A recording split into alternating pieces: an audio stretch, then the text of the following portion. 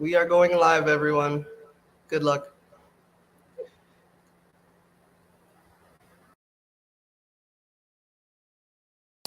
The Operation Stop Cyber Harassment conference will begin momentarily.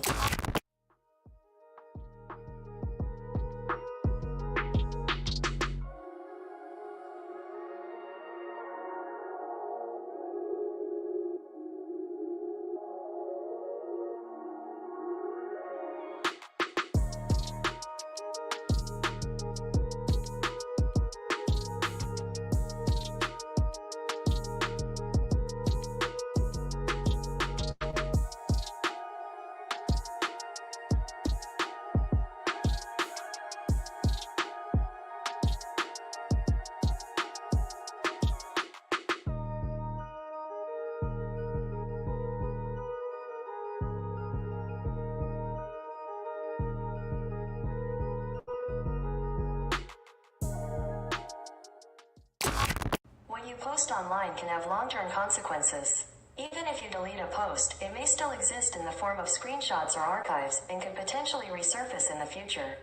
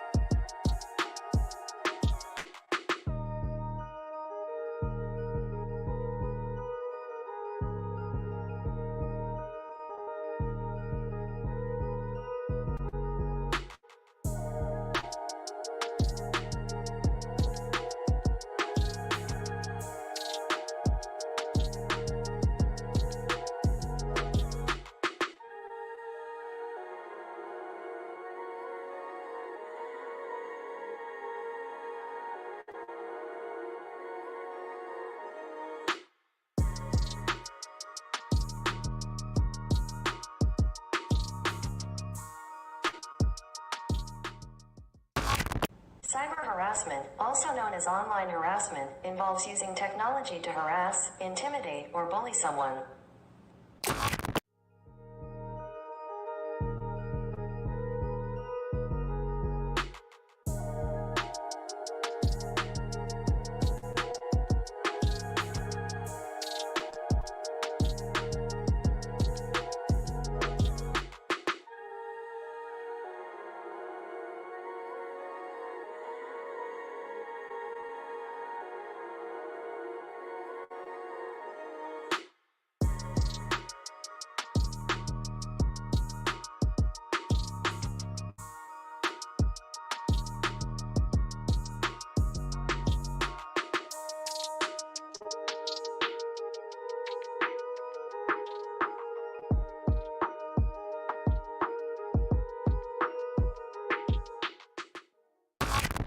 Knock knock, who's there? Cyber who? Cyberbullying is no joke, let's all work together to stop it.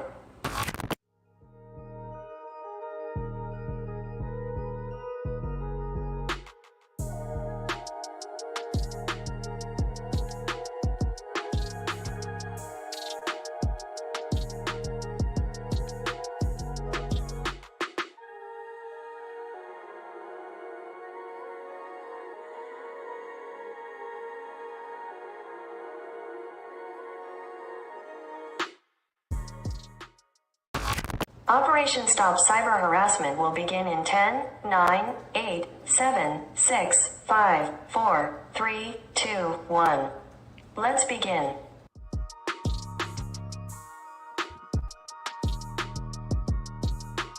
Hello, everyone. We're just going to give a few more seconds. All right, we're going to get started. Welcome to the Operation Stop Cyber Harassment Conference.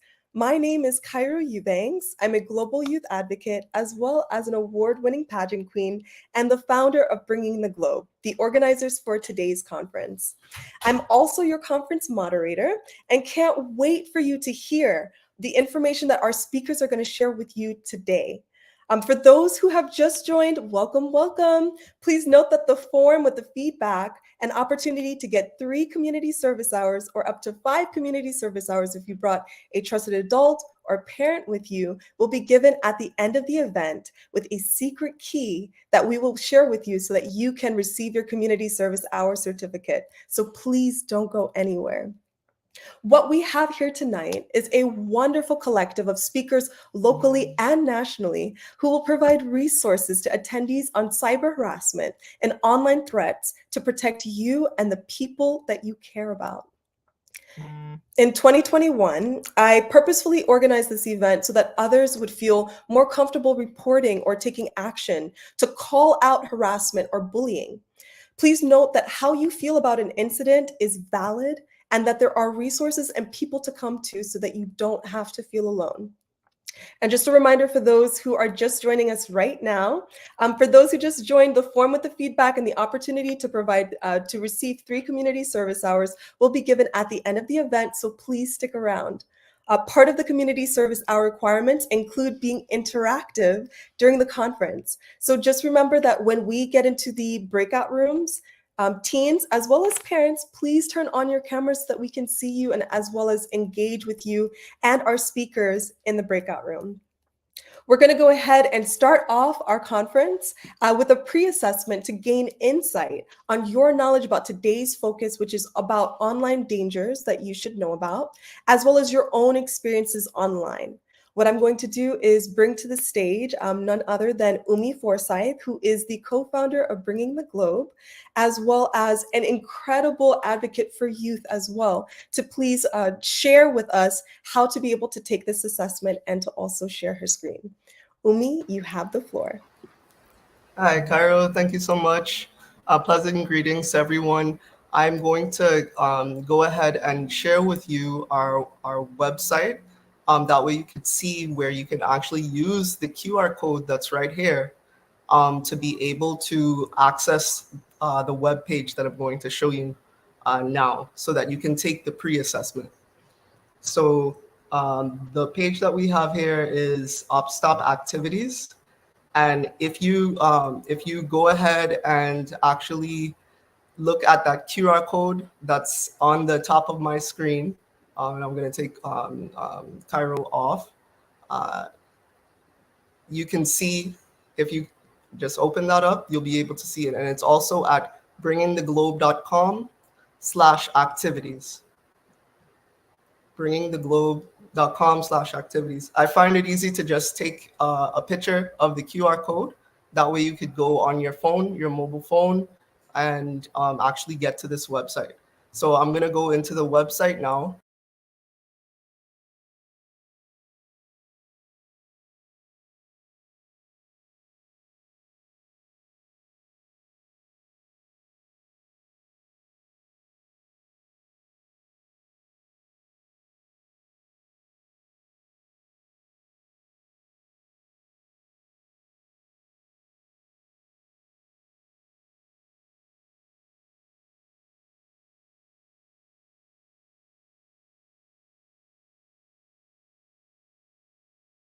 The Operation Stop Cyber.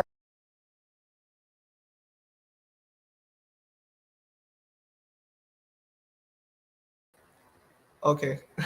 As you access this QR code that we have, you'll be able to actually navigate this web page, and you'll be able to get to this this area of the web page here. That's where the main event is. If you want to go into Facebook Live, that's number 1. That's step 1.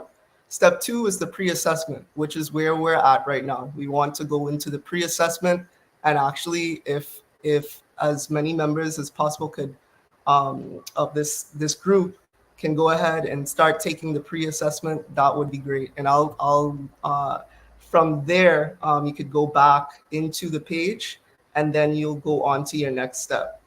So, and we'll be going into the breakout rooms next. So this is where you will access the pre-assessment on the link that is shared on our backgrounds. And I'm gonna hand the mic back over to Cairo.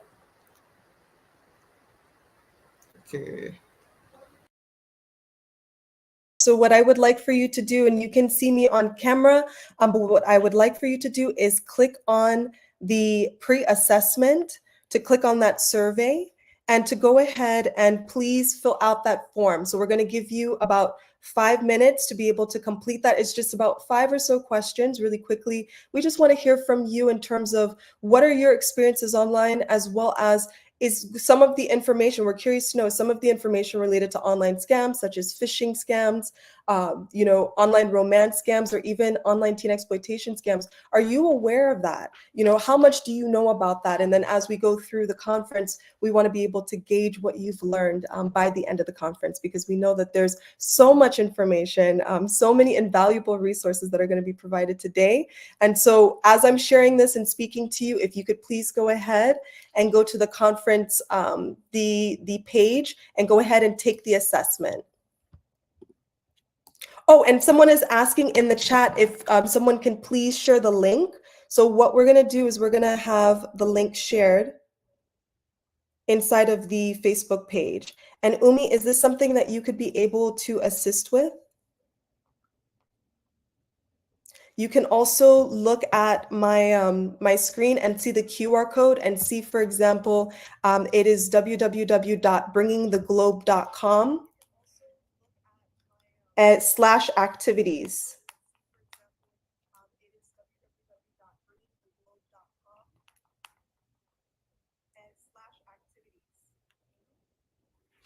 Alrighty, thank you so much for that question. Thank you, thank you.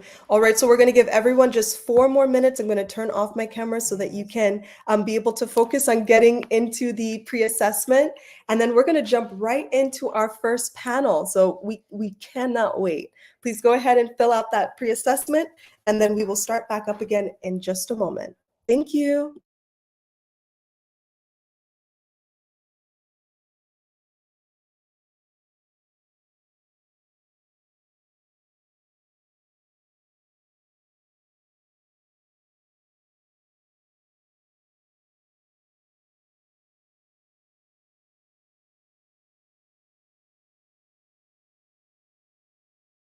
This pre-assessment is actually anonymous, so you can please be as honest as you would like. We want to make sure that we are really hearing from you as to what your responses are, not necessarily responses that you think that we would want to see, but more so your responses.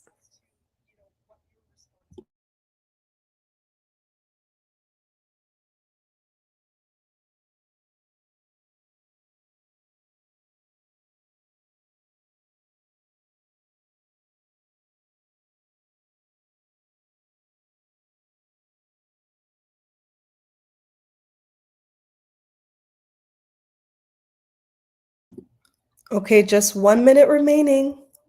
And the form is right here. Thank you so much, Umi, for sharing where the form is located so that everyone can fill it out.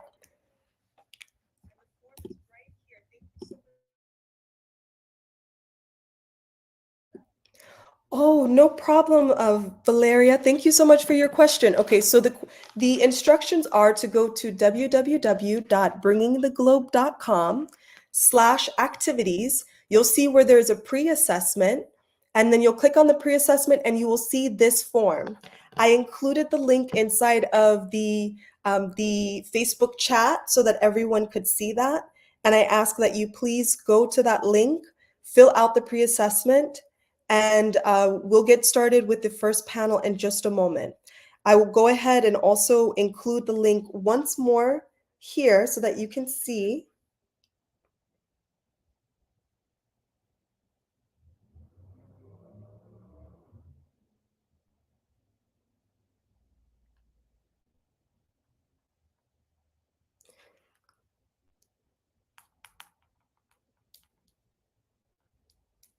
Oh, fantastic. Thank you for putting that banner up there, Umi. It's www.bringingtheglobe.com/activities.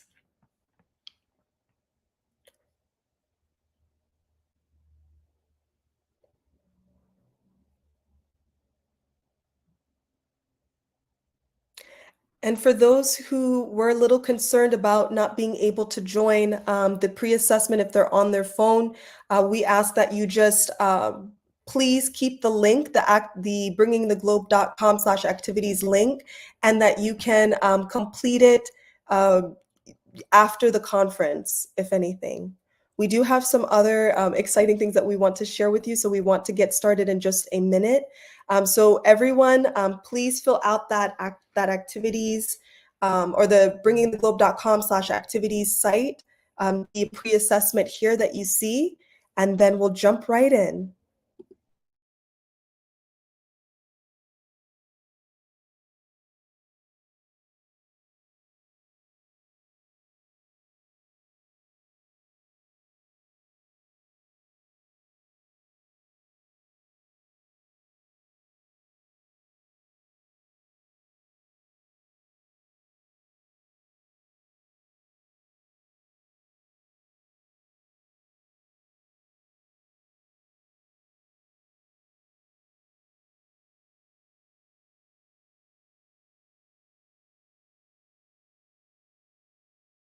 Yay, Valeria, thank you so much for letting us know that you completed the assessment. And for others, you can put it in the chat or in the comments that you completed it. It's very simple. We just want to be able to start off the conference learning a little bit about you and your experiences online.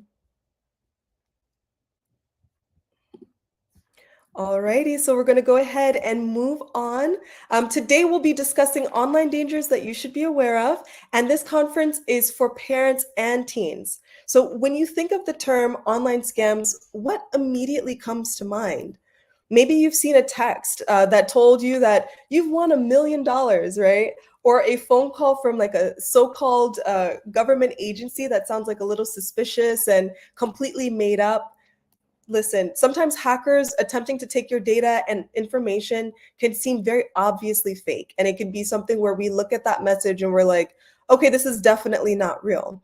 But some online hackers find ways to successfully fool or exploit people to get personal information such as passwords, banking details, and other compromising information on gaming platforms, fake shopping sites, and even by pretending to be someone that that person knows or thinks they know.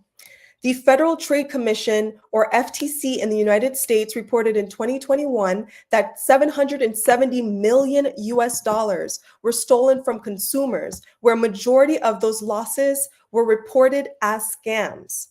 A study also shared by the NBC New York, a study that was shared by NBC New York also shared that between 2017 and 2022, teens lost over $250 million to just online scams alone. So this isn't just a Florida issue, right? This isn't just a US issue. This is also a global issue. And we're going to be talking about how important it is to share different perspectives on online safety, not just from where we are, let's say, and where I am in Broward County, right? But also around the world. And the first, so just to introduce this, we've actually partnered one of our key global partners, 1 million for 1 billion, or 1M1B. They're an association that is, or NGO that is an association with the UN Department of Global Communications. And they're doing fantastic work in India as well as around the world. We have speakers, or at least videos, from students from India to be able to share their tips as to how they are keeping safe online, as well as their experiences, because some teens who you will be listening to, they themselves experienced being scammed online, or they heard of someone else very close to them that experienced this, right? So this is not something where, oh, this isn't something that could happen to me. It could literally happen to anyone. And the first person that we would like to bring to the stage as a video, because it's about 2:30 in the morning in India, so we're going to have the student videos shown now, is from Isabel. Please, Umi, please share your screen.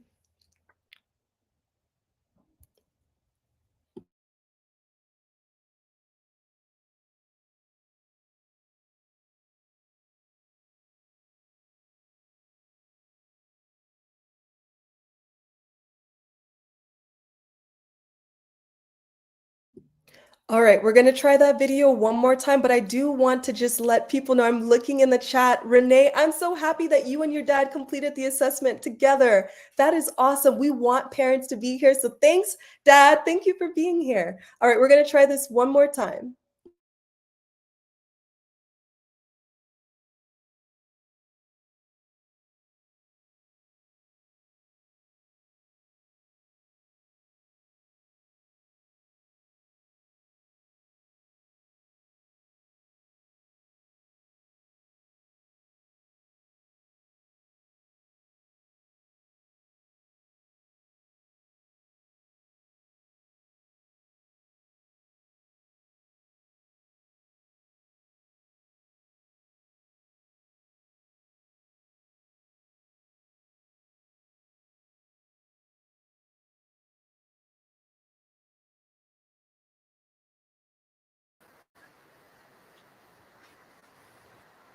Oh, for some reason, Umi, we're not hearing Isabel speaking right now. And she had some great things that she was going to share. Oh my goodness. Okay.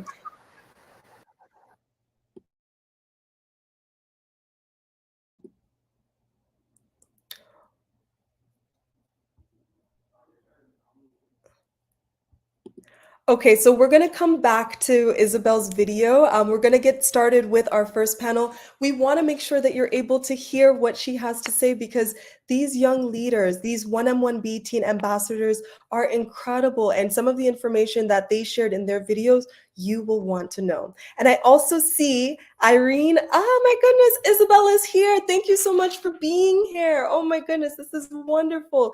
So happy to see that you are able to be here. What we're going to do is we're going to go ahead and continue on and just share, for example, in segueing to our next panel, online scams are really something that everyone should be vigilant and aware of. And the next panel, which is called Examining Online Scam Trends, will shed more light on this issue. We will be bringing to the stage our four speakers, Dr. Whit Goodwin, Michael Goldstein, Mohammed Ziad, as well as Roderick Chambers. I'll go ahead and read out their bios. So for 2 decades, Dr. Whit Goodwin has dedicated himself to education, focusing on mentoring teenagers and young adults. He's spoken at youth conferences worldwide, emphasizing the importance of mutual respect and self-care. With experience at various universities, he now serves as the Vice President for Economic and Institutional Partnerships at ThriveDX, a global leader in cybersecurity training and education.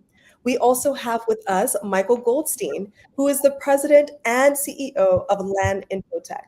Michael has more than 30 years of experience in the information technology industry as a technology business analyst. Michael distills complicated IT issues into real life relatable examples and solutions.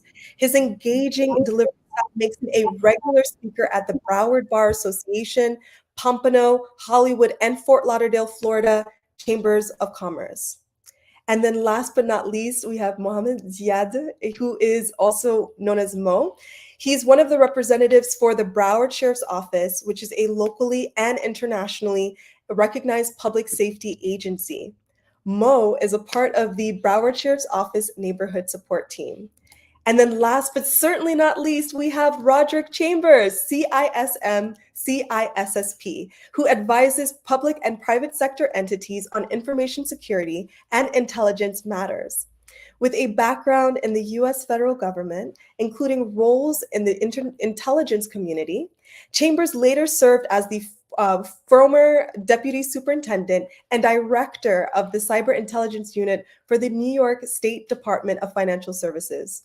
With over 15 years of experience, he has developed and managed information security programs for organizations globally. And so you see that we are going to have an incredible panel today, and we're going to do things a little bit differently. Usually, in panels, one person is asked a question, and then, you ask another person a question, but no, we want to have a conversation, okay? So let's start off this conversation with the question, what are some of the patterns that you're seeing with online scams? And I'm going to go ahead and ask Dr. Whit Goodwin, could you please start us off on this conversation? And then we want to hear from the rest of our panelists as well. Yeah, absolutely. And thank you for having me, Cairo.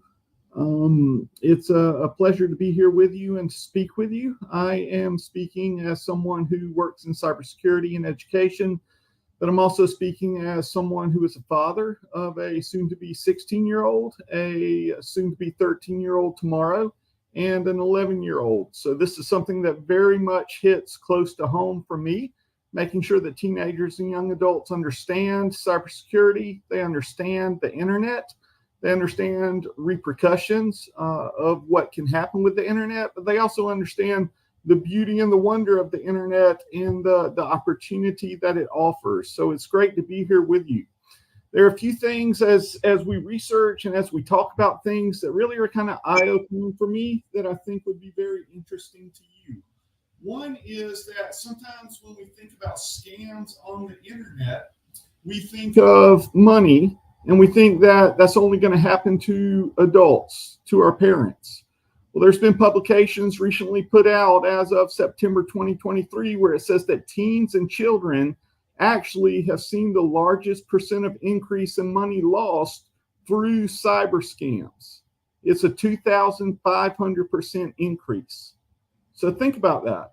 That means that people your age, people between the ages of 13 to 18, are being scammed on the internet. And whether it's your account somehow or whether it's your parents' account, someone who is not a good actor in the world, who is looking to harm and to steal, is doing everything they can to take your hard-earned money or your parents' or guardians' hard-earned money.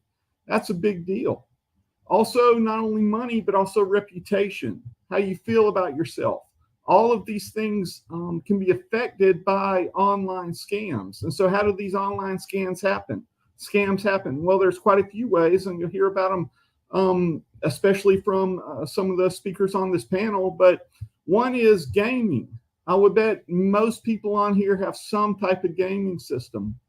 During Christmas, I like to sit down with my children and I like for them to watch a movie with me. It's called 8-Bit Christmas. I don't know if you've ever seen it, but it's about this little guy. I think he's in maybe 5th grade, and he gets something called the original Nintendo, which, let me tell you, if you didn't have the original Nintendo, you don't understand the beauty of it. But all of his friends congregate in one room. They play this. This is a huge deal. Now my children are playing games that are 3D. You put it on your head and it puts you in this real world, and I can barely fathom what it's like. But one of the ways that again, I say bad actors or bad people who are looking to do bad things, ruin your reputation, hurt you, take your money, the way they do this is through gaming. It's through chats on the games when you're talking to them through your headset or through the chats, and they ask for personal information and you give it to them. It's through making purchases of games, not through systems that have been verified where you know that what you're buying is actually what you're getting, but you want to buy the newest game at the very cheapest price. And that cheapest price actually is going to cost you a lot more than what it says on the screen, and you're not going to get that game. That's one of the main ways that that scams happen for teenagers and for young adults. And of course, there's online shopping. We all love to buy things off Amazon. Every time I say Amazon, my youngest, my 11-year-old, her eyes get about this wide like saucers, and she's ready to get on there and look for every deal that Amazon Day is going to have. But a lot of times you have to be very careful about what information you share. You'll get an email that you have an Amazon package that's coming for you. You click on that link. Well, guess what? That email wasn't from Amazon. It was from, again, a bad actor who's looking to harm you in some way. Take your money, take your parent or guardian's money, personal information about you, and go out and really harm you in different ways. And then the third way, of course, is social media. And I can't talk enough about social media. Scams happen there everywhere. There's so many social media platforms that for me to sit here and name them would take forever. Back in my day, when I was a little bit younger, Facebook was the main thing. For you, that's probably old school. That's probably what your parents do. However, what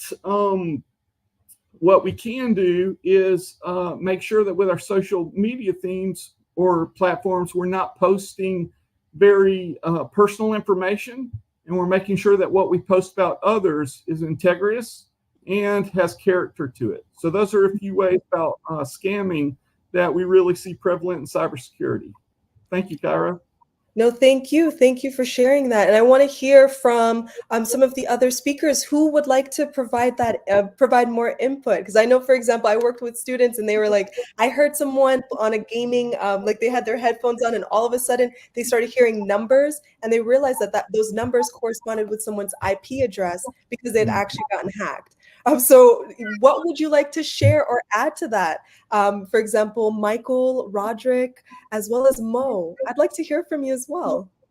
So I'll jump in here, and I want to say that Whit, you had a lot of great things there. I'm a little past you there, and I'm starting again from the beginning because I have 4 grandchildren that are under 4. And the 4 and 3-year-old actually work the remote. They know how to go into iPad. They know how to go to YouTube. So, it's a scary world that's out there. And, our business is cybersecurity. We're one of the official cyber partners for the Florida Panthers Hockey Club. So we kind of see it all over the place. And, cybercrime today, to put it in perspective, is expected to be a $16 trillion business. And what happens is that if you were to put that in perspective, the top performing, gross national products are United States, China, and cybercrime is the third, just to put you in there. And every little bit counts on that. We see that 90% of cyber breaches, whether it's a personal scam that comes out there, are done by human error. Whit, you put it perfectly. You get an email. There's no such thing as a free lunch. You didn't win the lottery. All of those things we fall for, and it's across all age groups. We service small businesses, but we're regular speakers at Broward County Public Schools, Broward Tech Gateway Days. We go out to retirement communities. I'm IT for my 91-year-old mother-in-law and my 87-year-old mom in a retirement community. So, we're all in this together, and we kind of have to try to make the world a better place. When Cairo and I were speaking, with all the cyber tools that we possibly own, the bad guys still find a way to steal all my rewards points on my American Express card. I mean, it happens to me once a year, sometimes twice a year that's out there, and these are little things that I just don't know. According to American Express, I'm one of their high priority customers that I have things called 2-factor authentication. I had logged in one time to check a balance, and I noticed that my address wasn't my address, meaning my physical address. I Googled mapped this physical address, and it was some barn at the end of a dirt road in Virginia. And as I went back to American Express and talked about this, I said, I thought that I set up this high priority password. I thought that I had something called 2-factor authentication, meaning that maybe you get a text or have an application that goes out there. And I thought that I had this code word that had nothing associated to me, but yet they still found a way to take all those miles away from me. And yes, American Express, like most credit card companies, will help you, but I'll never get those 5 hours back of my life of answering all the questions and going back and forth. So, we really have to better protect ourselves. We have to read our emails. We have to make sure that we're responding to someone. Yes, I fall into that piece that I'm a Facebooker. We're on there, things that are out there. I get all these weird messages that come across there. I'm a Christmas Day baby. So what happens is you can't imagine the amount of texts and things that I get on Christmas. And I purposely wait till the end of the night to sift through all those things. And they're the craziest thing, click here for this free piece. Oh, you and Jesus, a perfect match. You get all these things that are in place there. And you will also see that things are very seasonal. So we expect funny things on April Fool's Day.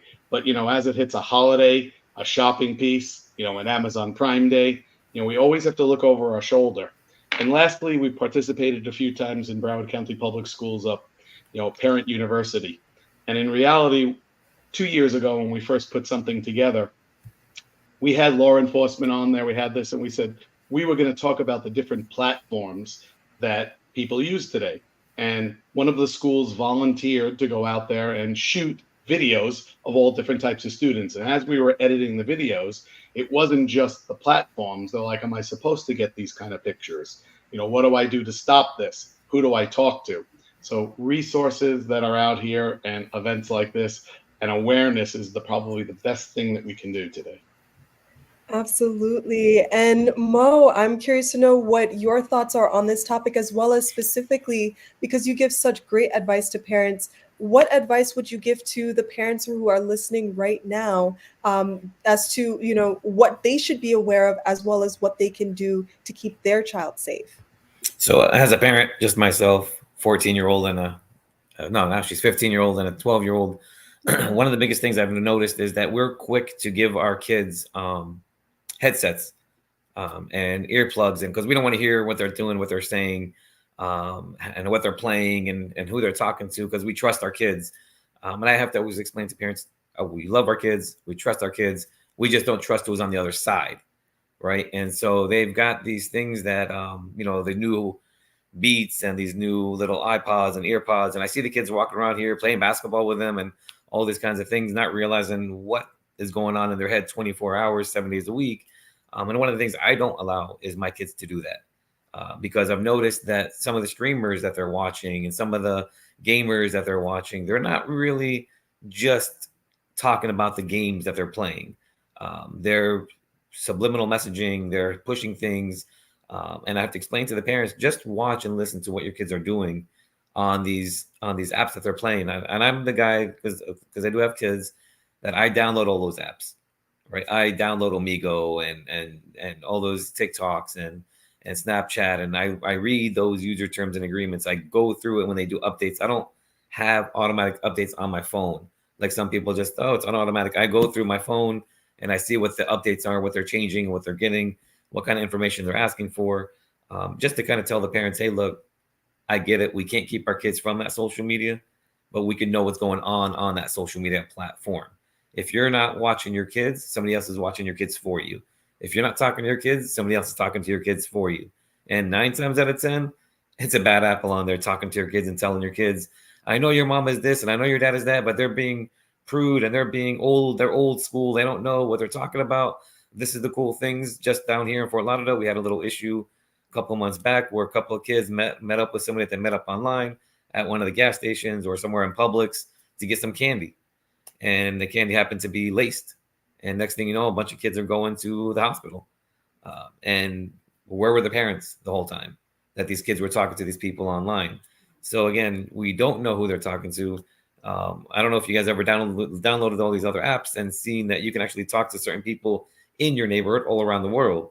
You can click where you want to talk to. So you can click and talk to your neighbor, or you can click and talk to somebody in China on these apps and not really get the knowledge of who they're talking to because you're letting them wear their earmuffs. For me, personally, just my own thing, no locked doors, no closed doors in my house.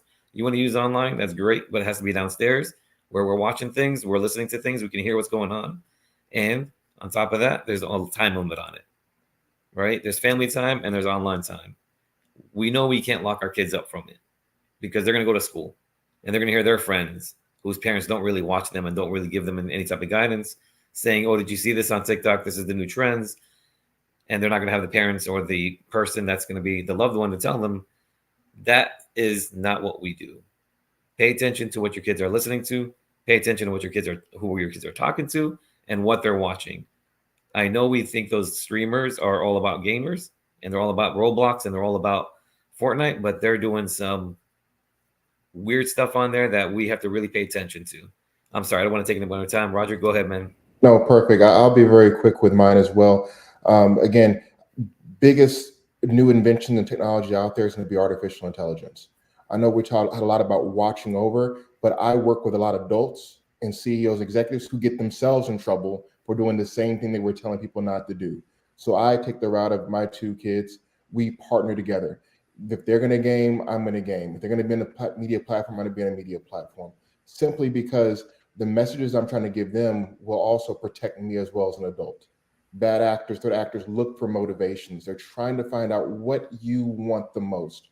Web3 applications that are built on blockchain technology, guess what, as gamers, you want to get the downloadable content. You want to get the different skins. and that's all done by cryptocurrency. Social media platforms are all monetary gaining now, so threat actors know what they want. They're using AI to take advantage, but you can also use it as an advantage for yourself. Use AI to go out there and search on yourself. What information can the AI pull up on yourself?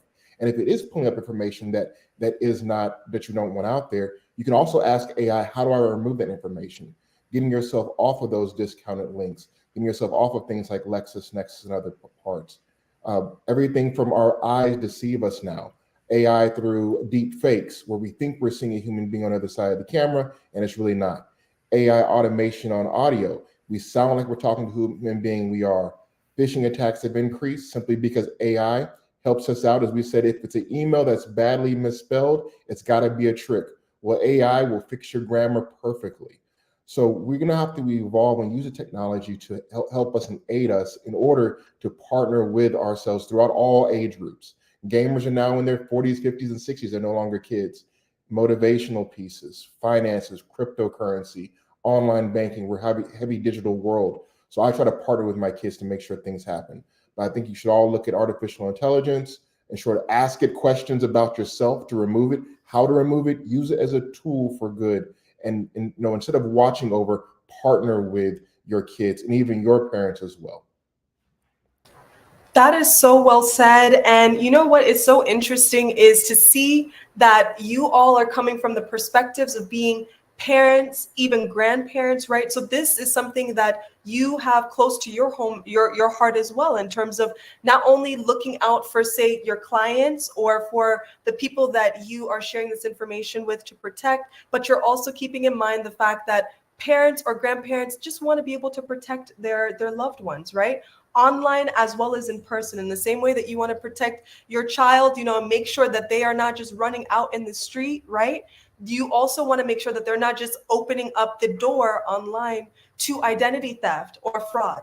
The last thing that I'm going to say about this before we segue is that it's so funny that there was a young boy who had gone on a food delivery app, and he just started clicking and clicking and clicking, and he ordered about $1,000 worth of food, right? So his parents came back and were like, wait a second, what are we supposed to do with all this food, right? He had access to the phone. Like, this was a young child, right? So this is a little bit different.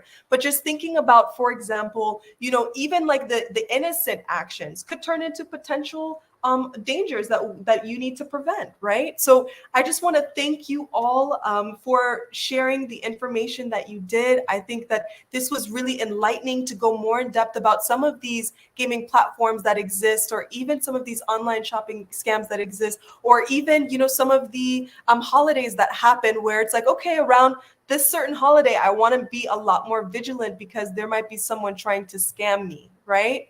So that being said, what I want to do is I would like to be able to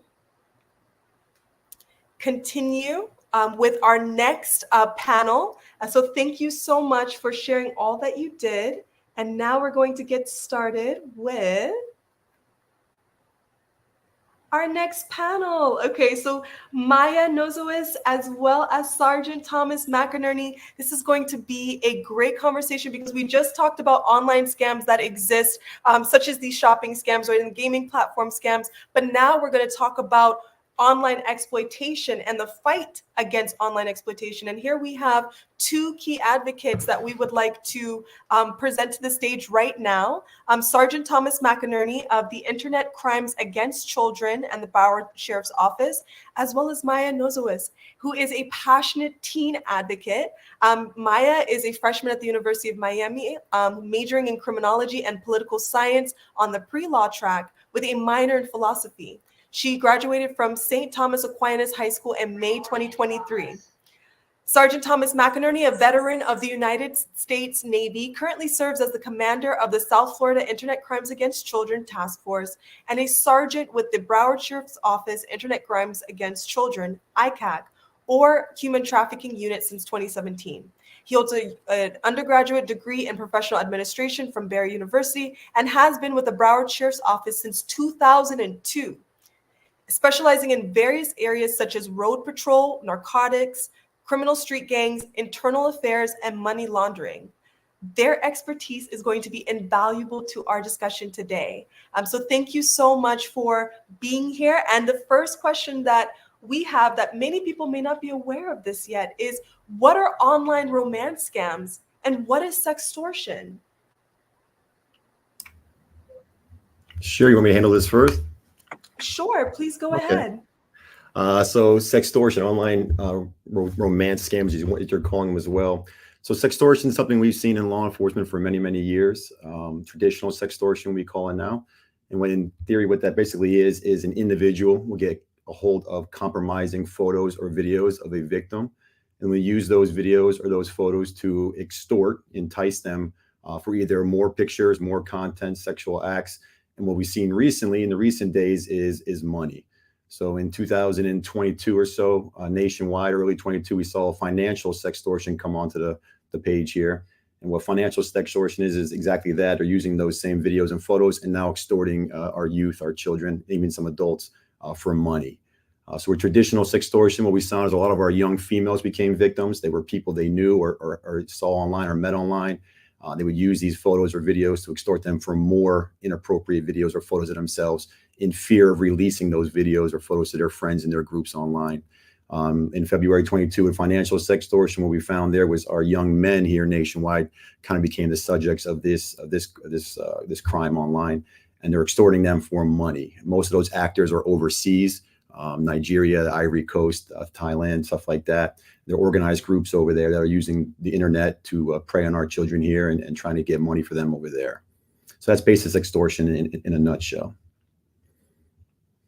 Thank you so much for that concise description and definition, Sergeant McInerney. And then my question to you, Maya, is if you could share a little bit more, what is your connection to this conversation or this topic, and how are you making a difference for teens who may be faced with a possible online exploitation attempt?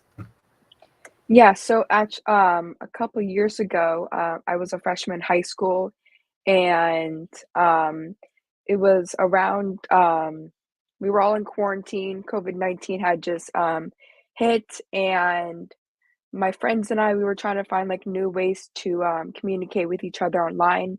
And one night I had gotten a friend request from a person, and the name had looked familiar, and I had heard the name around school.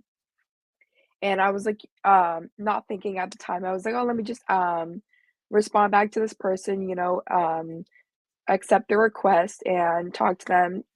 What's gonna hurt,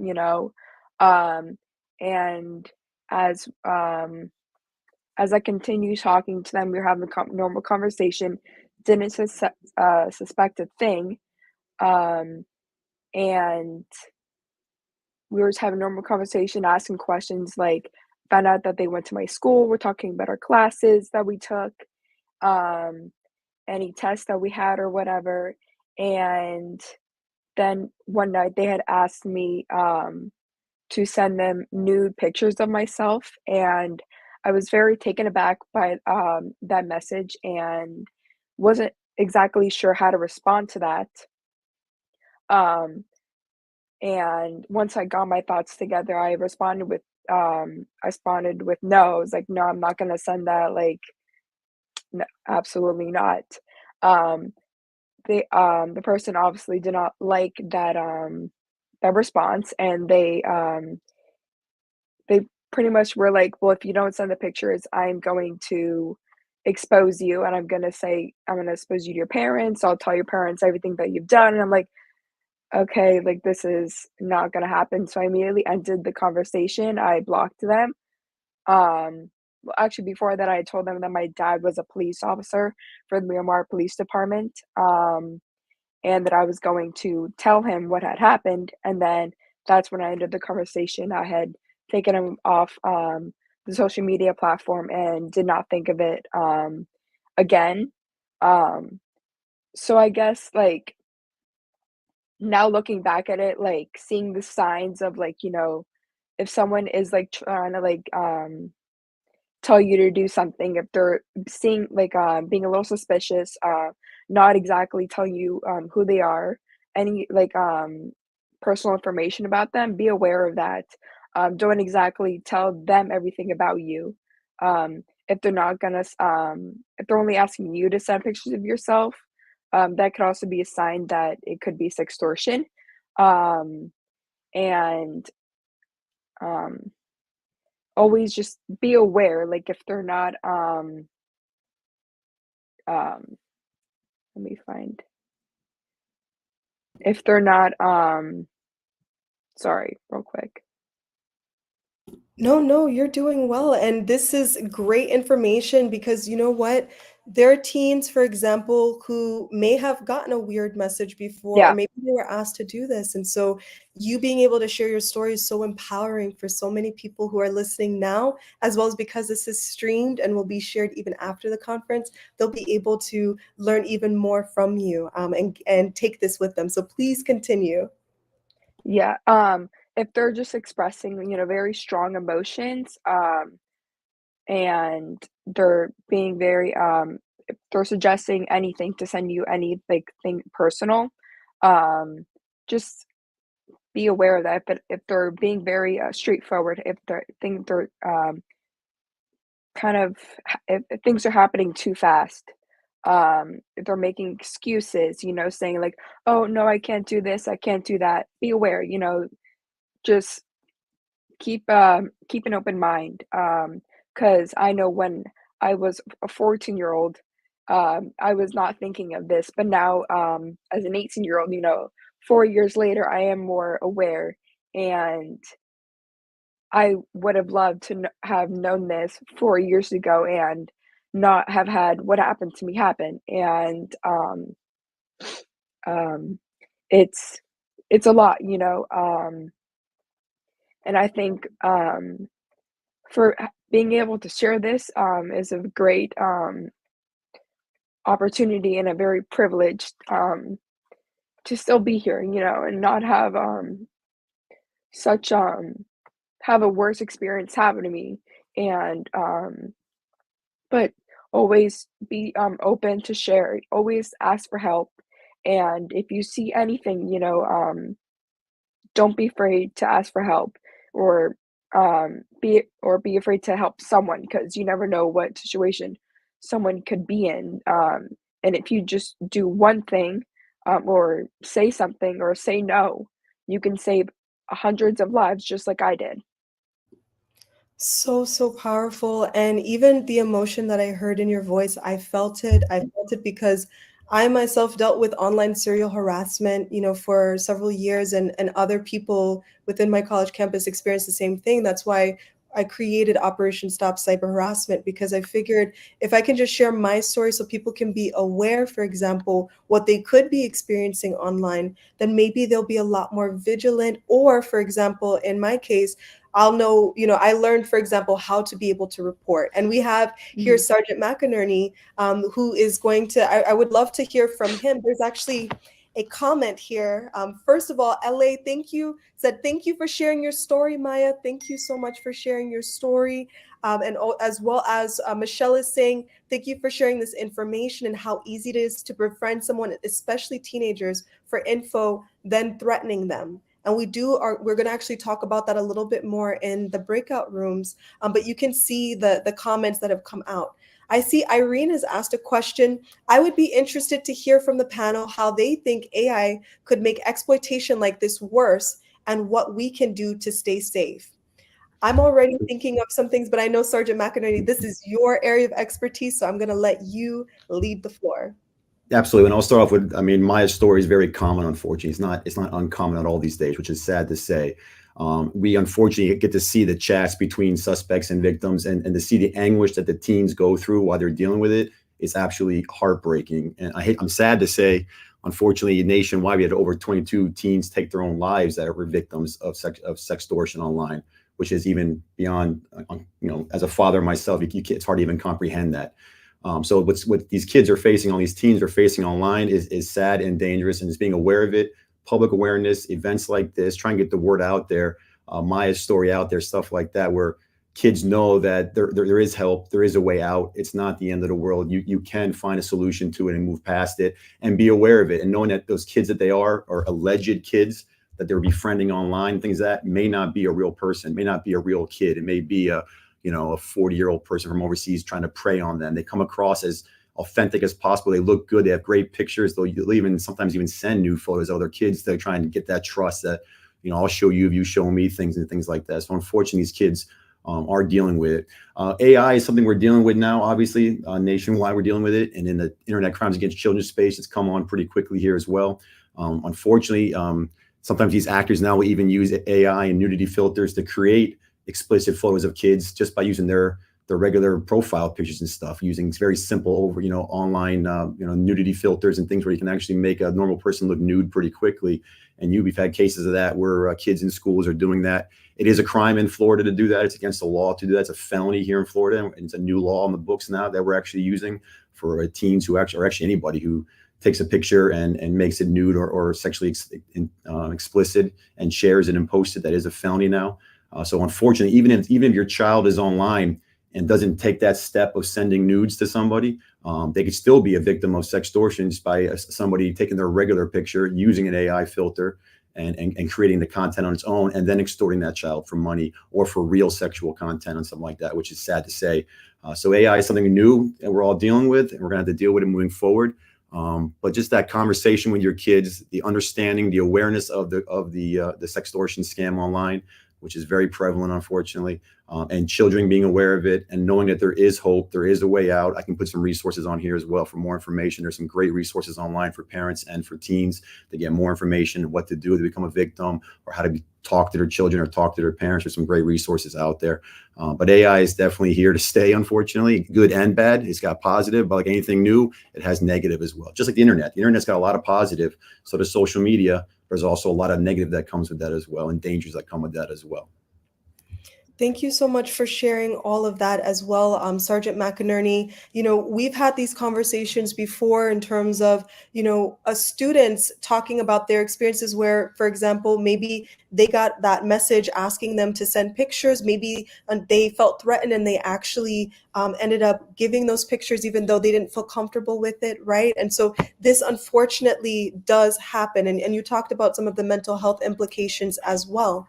A question that I am really curious to know and want to hear from you all is, what are, how should I say this?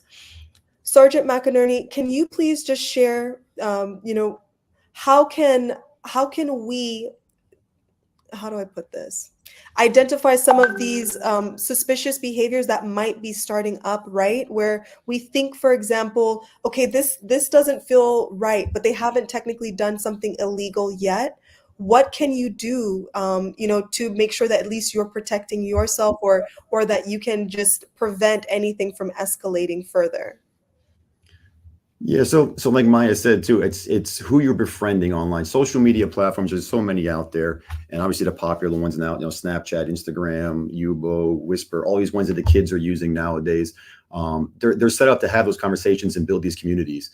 But you can have, there's a lot of parental controls in there. There's a lot of safeguards in there for children as well, or people that are under 18 accounts, to try and prevent some of that interaction with other people. But it's still very hard to prevent the interaction. Knowing who you're befriending is number one. I mean, my recommendation, and a lot of kids have that, they want as many followers as possible. And a lot of the apps make you want to feel like that.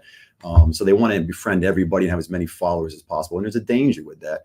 Not to mention, they'll see their friend is friends with them, so they'll let them in to their group or whatever. However, you don't know if your friend is screened them properly as well.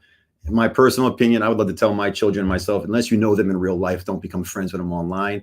But that's hard to say sometimes, because you can have some good relations. I have a 24-year-old son and I have an 8-year-old son, so I have bookends. I have one that's already kind of in adulthood now, and one who's just very, very young still. So I, as a parent, you see it, and it's, I have my older son has got friends he's never met in life, and they're decent relationships. But there's also danger with that. So there's a positive and a negative with that. So you gotta be careful who you befriend. Obviously, like Maya said before, They usually are pretty aggressive, especially with the financial sextortion. They move fast. It's a numbers game. They're going to befriend as many people as possible and hope for that one or two kids that bites, and then they're going to extort them for all the money possible. They do move pretty fast. A lot of times they're going to want to take you off the platform. So if you meet somebody new who wants to switch you over to another platform, maybe a encrypted like a WhatsApp or a Telegram type platform, or maybe even just straight up text messaging. That's something they use quite a bit. They're going to ask for nudes pretty quickly, and a lot of times it's going to be that I'll show you, I'll show you if you show me, or vice versa. They're going to move pretty quickly. And unfortunately, there's a lot of studies out there now. I think over 40% of kids now that have online accounts have admitted to receiving sexual advances online. I think 1 in 5 kids admits to sending a nude or partially nude video to somebody else, another person. I mean, sexting is something our kids have to deal with today. I always joke, thank God they didn't have cell phones when I was young. I can understand, young kids, they're going through that development, that sexual development, that attention, that reassurance. It's exciting. It's risque. So they engage in it. And there's a lot of dangers that come with that. And the pictures, once you send a picture, it's out there forever. You lose all control. And even if you think you know the other person and trust the other person and love the other person, it doesn't mean he's keeping it or she's keeping it as safe as you would. And maybe somebody else can get in there and get the passcode or get access to the files, and it leaks, or show it to a friend because they're immature and stupid. It happens. And your photo's out there forever. And even if it's not used for sextortion, it could get viral and embarrass you and humiliate you and come back to haunt you in other ways. So the minute you hit send on that video or that picture, or even if you're doing live streaming, it still can be recorded, trust me, so easily. You're giving up all control of your life at that point. And that's the scary part with it. And that's why, you got to think twice before you do anything, which like Maya said earlier, when she was 14, she thought very differently than she does at 18. Well, and she'll think probably very differently when she gets 25 and think very differently when she gets 40. So our children don't have the experience or the tools yet to navigate this very complicated thing we call, social media, online, and the dangers that take place. Oh my goodness, I completely agree. And I can't help but think about some of the students that I worked with, within Broward County schools. There was a summit that happened with students from high school, I want to say majority, like 9th through 12th graders. And when I started talking to them and really just like getting to know them and asking questions, being curious, they were sharing like, oh yes, their confession pages or shade rooms that are on Instagram where, let's say, for example, someone took a picture or they thought that they were sending something to someone in private. Well, then it ends up being blasted everywhere. And then everyone at school has access to see this. This can then be screenshot, right? And I know one thing that I wanted to share as we, start to conclude is, Sergeant McInerney, you shared before that when there's an investigation going on, right, there are people, like, let's say, for example, who may be going under investigation, right? Because they're like, okay, who is the perpetrator? Who's the original person who had shared this picture, right? Or, wanted to extort this person, or wanted to humiliate this person, especially if it's an inappropriate or picture that they don't want their parents to see, right? Mm-hmm. Everyone who has access to that picture, who has screenshot or has it on their phone in some way, aren't they also liable? Don't they get their phones confiscated, when an investigation is underway? I mean, I just want to be able to share in closing just how serious it is if someone sees something like, for example, a screenshot, let's say, for example, like from Maya and myself, it wasn't something that we sent where we were going to be embarrassed about it, right? Like she had said no. This person took a Facebook profile photo that I had while I was on a cruise with friends. So it was something that I didn't mind people seeing, but I didn't like the way in which it was used. But for some teens or for some people of all ages, right, who may be at risk for this, like what would your response be?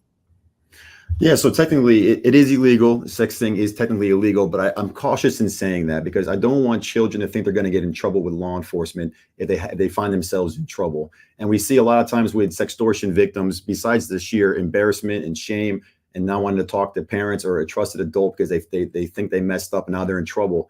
I don't want them to think they can't go to law enforcement, then they're going to get in trouble in law enforcement. I want them to come to us. So I don't want to scare kids into saying it's illegal. It is illegal. Possession of child pornography is illegal. Sexting, even if it's not child pornography, just nudity, is against the law. But also, I'm cautious in saying that because I really don't. I see a trend, unfortunately, nationwide where kids are scared to go to law enforcement, think they're going to personally get in trouble.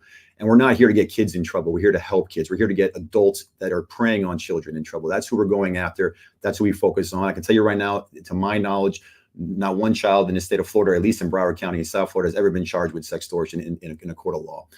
It allows us to get some legal process, to get evidence, which is a whole nother thing we can talk about later, which is why some of these laws are on the books. But we're not trying to target children. We're trying to help children and educate children and go after those people online. But yeah, yes. So yes, you got to be careful in what you send. You should not be complicit in it. And we are seeing an upward tick in children and teens online. Realizing it, fighting back. We see it in the chat groups. We'll see it online when we go through our suspects accounts where kids like Maya saying no, which is great. We're seeing more of that. We're seeing in the group chats where we follow a lot of this stuff where we're seeing children report people and calling them creeps and moving on, which is phenomenal. We're seeing them report it more and more to the social media pages.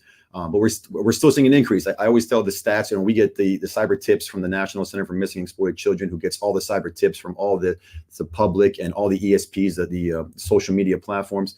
When I took over the task force, which covers all of South Florida, 12 counties down here in South Florida, we had about 2,800 tips for the year in 2017, which was the highest year we had. Last year in 2023, we had just shy of 19,000 tips. So you see the ridiculous increase in cyber tips we're receiving, and that's just because the pandemic helped some of it, but just the more and more use of online social media by everybody in this country from all ages, and the bad actors, utilizing these same exact platforms to prey on our kids. Back in the day, there was always that scary guy at the park or the white van, everybody don't get with the candy.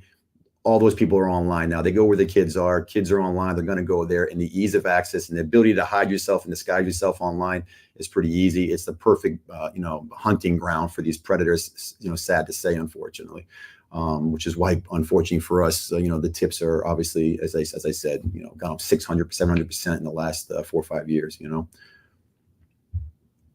Very, very important. And can you share with us really quickly, what are some of the resources that exist locally in South Florida, as well as, let's say, nationally, or maybe even globally? Because I know, for example, internet crimes against children is very widespread throughout the US, but maybe there are some resources that are connected globally that could also help parents and teens.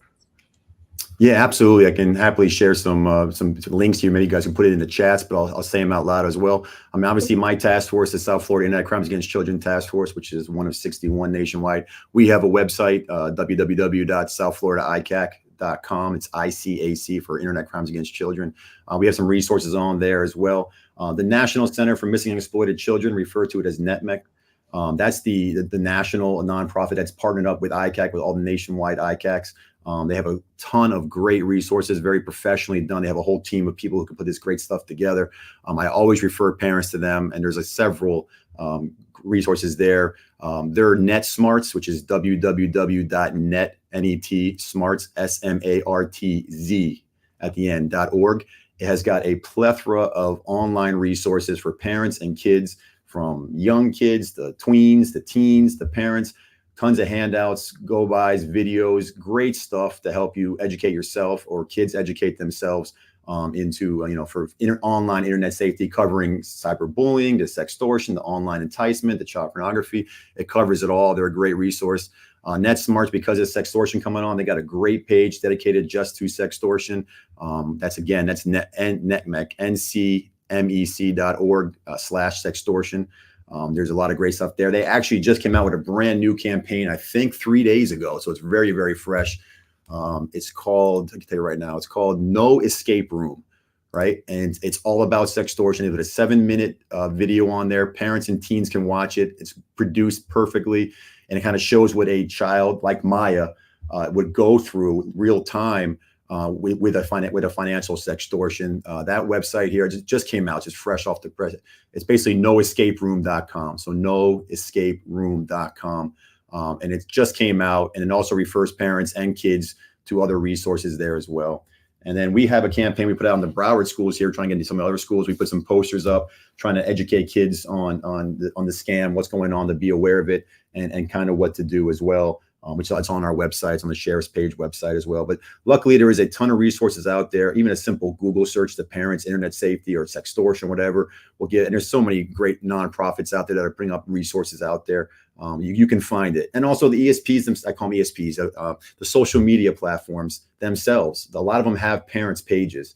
And I will give a tip to parents, if, like I know Mo mentioned it earlier, and they're 100% right. You know, and I always use the term, you know, when you give a child a phone or a tablet or a computer, you give that child access to the world, but you also give the world access to your child, right? So having proper, etiquette in your home, proper rules, proper communication is key. You have to know what that is. You have to know what apps your child is on. You have to make sure when your child logged in for that account, did he or she put her real age? Most kids don't do that. Most kids will say they're 18 because there's no age verification currently required from most of these platforms. So a lot of them are going to say they're 18 because they want full access. They don't want to be hindered by the safety measures these social media platforms put in place. So as a parent, you need to make sure your child's putting the correct age in there, have the communication, have access to it. You can see who they're talking to, set your own parental controls, have safeguards. And like Mo said, absolutely never in private, only downstairs. Don't put them. We've seen it all the time. Most of this stuff takes place in the room at night when they're by themselves. And it's just, I can go on for hours here on internet safety and things we should do as parents, but I know we're limited on time. But there's a lot of great resources out there. Please take advantage of them. Absolutely educate yourself. Take the time. I know it's hard. We're all busy. We all have busy lives. We're all going to work. We all have soccer and baseball and dance and school. I live that myself right now. It's so easy to give the phone or the tablet to the kid for temporary babysitter. And it's not a bad thing to use those tools, but you have to pay attention. You have to educate yourself. I think your one panelist before said that if his kid's playing the game, he's playing the game too. That's great advice. If you have time, if your kids are using a new platform, go on there and have them show it to you, what it does, how you do it, if download it yourself and play with it, you can see what's going on. It's hard, we don't have time, but it's so worth it. We have to do it, if we want to protect these kids online and have that communication, be able to have your kids talk to you, not fear you. You know what I'm saying? You have to have, of course, as parents, you have to have some fear of us, but not so fearful to come to you. They find themselves in trouble. Have those open communications with them so they can feel like they can go to you when they get into serious trouble, and they know they won't be, you'll help them first before you yell at them and scream at them. And I will say, I know I'm going on in here, but one of the number one reasons why kids say they didn't report to kids, at least in our experiences, they were fearful the parent would take away the device, which is true. Most of the time, I'm helping a parent alone. If you find something on your kid's phone or your kid comes to you and said they sent a nude picture, we're going to overreact. We're going to take that device and say, you're done. No more phone, no more computer, no more tablet or whatever. And that's a child's biggest fear. And that's the biggest hindrance they have in going to a parent to tell them is that they were scared that the parent was going to take the device away from them because they're so used to having that connection. It's so much part of their life and their culture nowadays. That's their, the fear of losing that is for some reason, unfortunately, hard for them to overcome. So I said a lot. I'm sorry. Go ahead.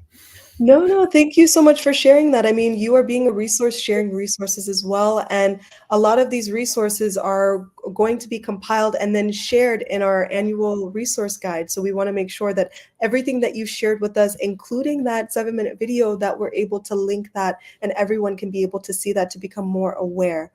In closing, I wanted to ask you, Maya, was there anything else that you wanted to share before we transitioned into the next part of the conference? Would love to hear from you, and thank you again for being so brave. Yes, I just wanted to mention once again that just be careful what you post on social media. It never goes away. Always be cautious of who you're talking to, who's always on the other side of the screen. You never know. It could be anyone. It could be anything. It could be pretending to be your friend or someone from school, like in my case. And if you meet someone on an app, and then they ask you to move to a different site, be careful. It could, they could be scamming you or whatever the case might be. And just always be willing to ask for help. I know I was scared to ask for help. I was scared to share, to tell my parents what had happened to me. I didn't tell anyone. And in the end, it came out. And so I guess what I'm trying to say is just, if you're scared of what has happened to you, tell someone, because you may not get in trouble, but just always communicate with your parents. I know when I was younger, 14, 12, whatever, I didn't tell my parents anything. I didn't want my parents to look through my phone because I was like, "No, it's my phone. Like, why are you looking?" Like, make sure, let your parents go through it. Let your parents be involved with your life. Um, it's very important. I think now, like, I have a strong relationship with my parents. I tell them everything, and I think from what has happened to me at 14, I think that has really helped me become more involved with my parents and more open. And I always share everything with them. And I think it's really important to have a strong and open relationship with your parents, so they know what's going on with in your life. And if you ever need help, just ask because you never know what it could happen. Such great advice. Yes, we don't want you as students, like let's say teens who are listening in, we don't want you to feel like you're going to get in trouble by just speaking the truth. The reality is that, like Maya said, and even her powerful story, by her speaking up, she was able to help hundreds of girls around the country, be protected from this perpetrator who was trying to reach her online, right? So just think about it like by you saying something, you could be helping not just yourself, not just someone else, but you could be potentially helping, dozens of people, even hundreds of people who may be dealing with the same thing, but don't necessarily know how to report or what are the next steps, or maybe they're concerned that it won't be considered or taken seriously, that it might be taken lightly. But you can see here from Maya speaking, as well as from Sergeant McInerney speaking from their perspectives, how important and how crucial this conversation is, and that you should not feel ashamed if you've seen something, and want to report that. Don't think that you're going to get in trouble. And parents, please also, if your child comes to you and says, hey, I got this weird message, I don't know, who this person is, or I mean, they're asking me things that I don't feel comfortable with. Listen to them. Don't take away their device, because then it might make it harder for them to actually share more information with you in the future, as was shared. So thank you so, so much to both Maya, who did a fantastic job, as well as Sergeant McInerney.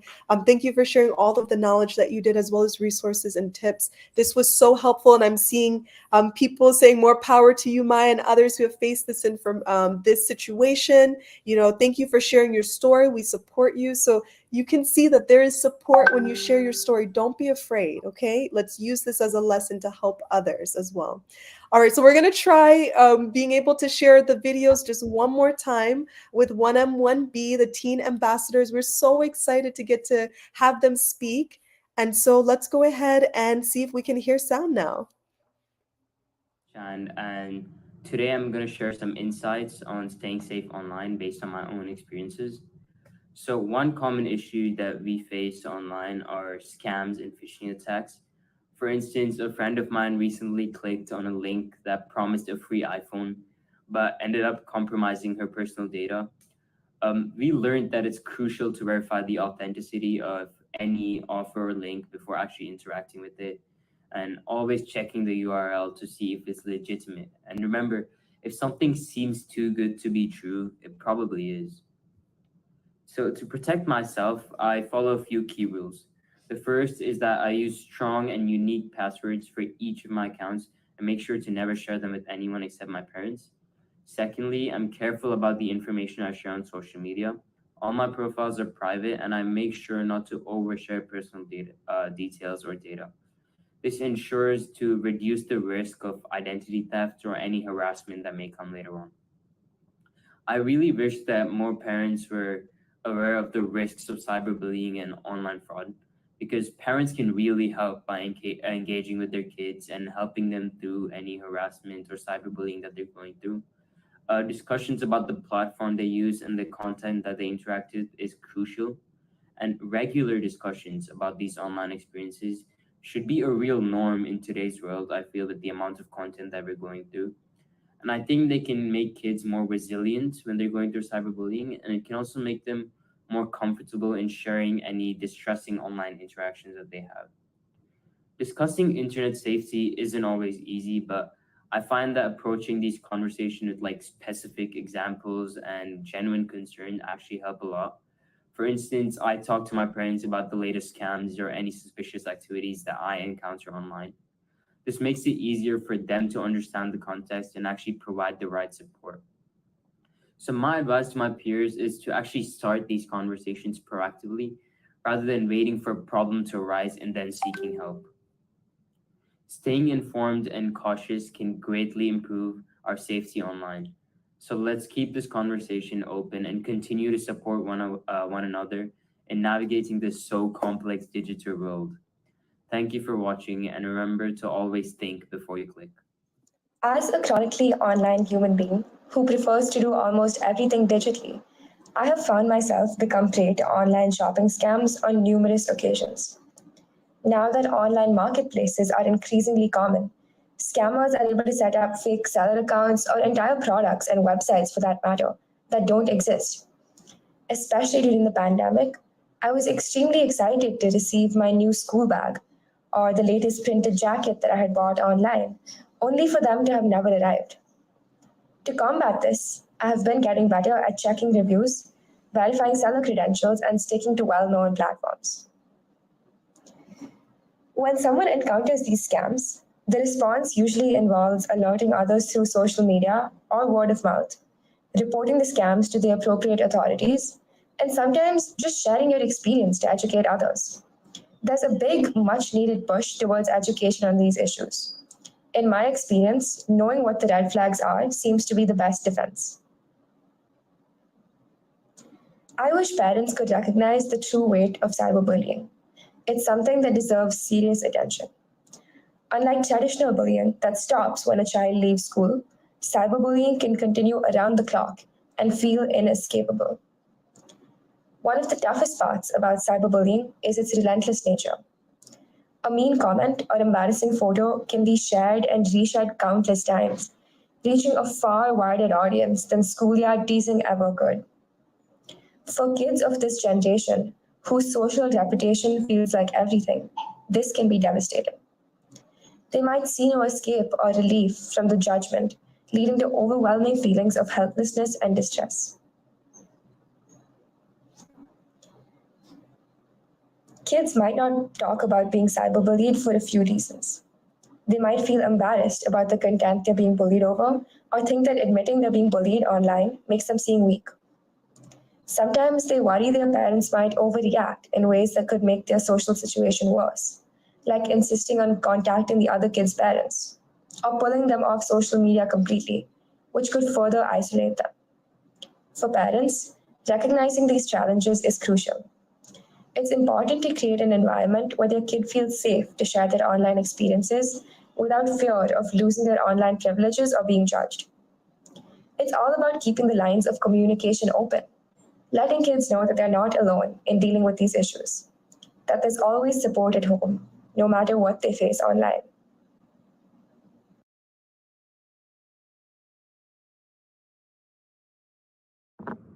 Hello, I'm Isabel Shiju, a 15-year-old from Bangalore, and online scams are happening everywhere, literally across the world. And the most common one I've heard of so far is called phishing, which includes fraudulent emails, websites, messages which are sent across impersonating a legitimate entity.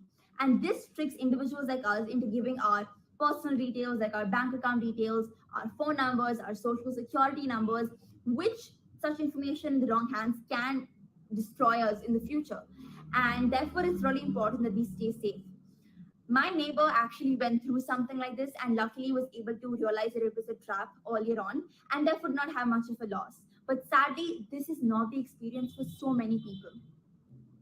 So here are a couple of tips that I would give you, which I practice to make sure that I do not fall into any kinds of traps like this. So number one, I refrain from clicking any kinds of suspicious links that I see on emails, my spam calls, spam messages, etc. Number two, I refrain from providing any of my personal information on any kinds of websites. Data leaks can happen, this information can get into the wrong hands, and you don't know what will happen next. So be safe and keep your information private to yourself. Parents often do not understand the seriousness of cyberbullying and online scams, when in reality, cyberbullying and such threats can have a profound emotional impact on the child. So parents can help by improving their knowledge on the recent tactics and trends used, and therefore they can help their child. Another great thing that parents can help is by creating a non-judgmental environment at home. This encourages the child to confide in their parents whenever required and whenever a situation arises. And this can help them intervene if needed. So these are two ways I think that parents can help their children from falling into such situations in the first place and also dealing with them wisely. Talking to your parents about online safety concerns is challenging, but it's crucial for your safety. Parents know what's best for you, and it's important that you let them know about the problems that you're facing in your life, which could potentially put you in a dangerous situation. The one thing I would recommend is the first time a warning sign comes, the first time you feel that, okay, this, I can't handle the situation on my own, that second you should let your parents know. Because face it, your parents, they love you, they care about you, and they know most that your safety is their biggest priority. So they will do everything in their power to make sure that you're safe and to make sure that you can go through this entire process without any problems at all. So talking to them in the very first position, very first chance you get is important and can save you from a lot of problems and a lot of lecturing from them as well. So all I'm going to tell you is be safe and talk to your parents whenever the situation Hi, like this arises. I'm Diva, a 15-year-old from Bangalore, and I'd like to share my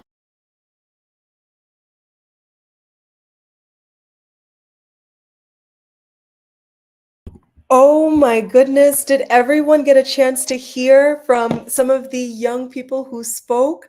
I mean, it was amazing hearing from individuals like Chan, as well as I know you started to hear a little bit from Diva, but ultimately, individuals like Isabel, they're sharing such important, crucial information. And I want to ask you all, was any of this information, new to you that they were sharing? Were there any tips that you were like, wait a second, I forgot about that. Like, this is actually really good for me to remember. And it's so critical for us to also recognize that we may be in our city or our state or our country, right? But this is an issue that is affecting so many people globally. And so it's so important that we each exchange information, exchange resources, exchange ways to just make sure that we are keeping ourselves safe. So what I'm going to do is I'm going to go ahead and look through some of these comments as we start to segue into our breakout room. So we're going to actually do like the breakout panel, so to speak, where we're going to do like a mini breakout room for parents. And this is going to happen live on StreamYard. So for those who are listening in right now and commenting, we're going to start with a questionnaire and all that good stuff. And then we're going to segue to the teens section of the conference, so to speak. But I do want to just take a moment to see what some of the responses are. Thanks a million from Nigeria. Oh my goodness. Seeing responses from Nigeria as well as Sierra Leone. Oh, this is so wonderful, and that this is inspiring. And Irene said, thank you for the partnership, Cairo. We are so happy to be partnering with 1M1B. We wanted to make sure that these teens were being able to share their perspectives, even if they may be 9 hours ahead. And that's why we want to thank those who are going to be not only streaming in right now from all around the world, but also after this conference ends, there will be an opportunity to continue watching this information and to continue to share, for example, where you're coming from, as well as, what is something that you learned. And so I'm looking to see some of these new comments. Okay, yes, it's very nice to learn from you here right now. It's midnight. Thank you so much for being here, everyone, wherever you are joining us from. So what we're going to do is we're going to bring to the stage now none other than our parent moderator, who is Lean Ariel Bretu. She is the founder of One Lab Consulting, as well as a Bringing the Globe partner. Oh, you look beautiful. Thank you so much for being here. I love that color. Thank you, Cairo. We're wearing our colors today. Also want to be able to bring to the stage Kimberly Young, Dali Rivera. Are you all on? Awesome. Thank you so much for being here, Kim. Thank you so much for being here, Dali.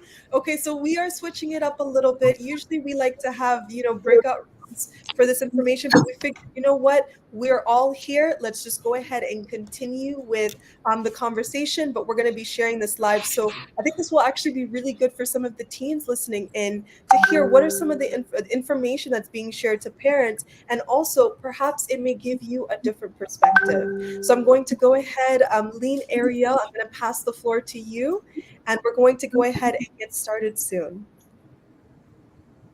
Okay, awesome. Thank you, Cairo. Thank you to our amazing panelists for being here with us today.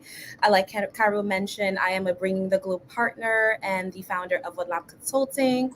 And so you're going to hear today specifically from our amazing panelists in the coming minutes. And this breakout session is essentially focused on the parents, the educators, the guardians, and in between this breakout session, we're also going to have a few fun interactive quizzes to hear, what are some of the parents' concerns? What are you guys thinking? And all of the answers are going to be anonymous. And so whenever you have a chance, do go ahead and log in to join my quiz. The quiz is going to start soon. But before we do that, I would love to introduce our amazing panelists. So to start off with, we have Dolly Rivera. She is a seasoned parenting coach who specializes in bullying prevention for middle school parents. Through her own platform, which is Dali Talks LLC, and the Diversity and Anti-Bullying Academy, hashtag DABA, she aims to empower parents to combat bullying effectively. And also, she is a U.S. Army veteran, and she also holds a master's degree in women and gender studies. And with all of that, she brings a unique perspective to our discussions. And I would also like to welcome Kimberly Young, who is the coordinator of mental health services for Broward County Public Schools. She is a leader in educational support, and with nearly 20 years of experience, she has spearheaded programs focusing on conflict resolution, but also leadership skills for students and educators alike. So we have a very fun segment here for us today. But before we get started with anything, I would like everybody to log in to join my quiz. We'd love to hear from the parents specifically, and then we'll get started with some of the questions for our panelists. All right, parents, please log in to joinmyquiz.com, or you can also scan the QR code. And whenever you join the joinmyquiz.com, please put in the code 612908.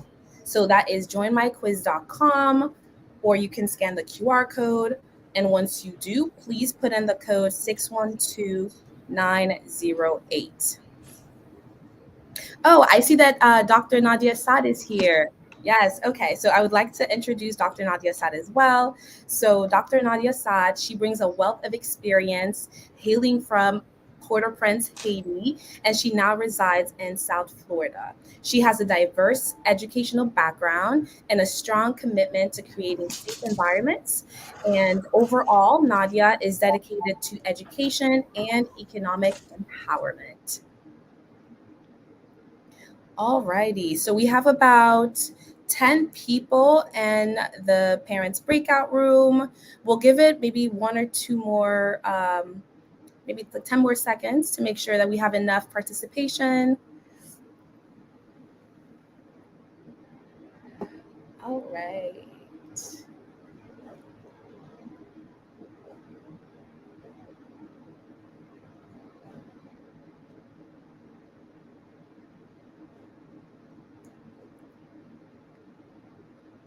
Alrighty, so our quiz is starting. Everyone, as you're logged in, please make sure you answer the questions.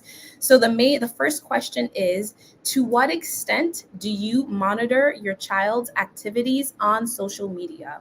So remember, the questions are anonymous, and feel free to be as honest as you can. So the first question, so the options are, I regularly monitor all activities.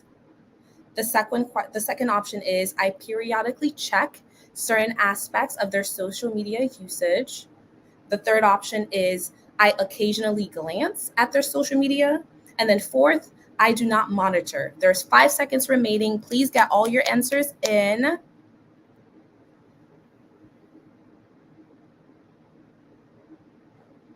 All righty. So it seems like, based on the answers, that most of the parents or the guardians, the educators, they fall in the bucket of I periodically check certain aspects of their social media usage. And some people say they occasionally glance. Nobody said that they do not monitor their social media usage. And all righty. So now that we see that most people fall in the, I periodically check,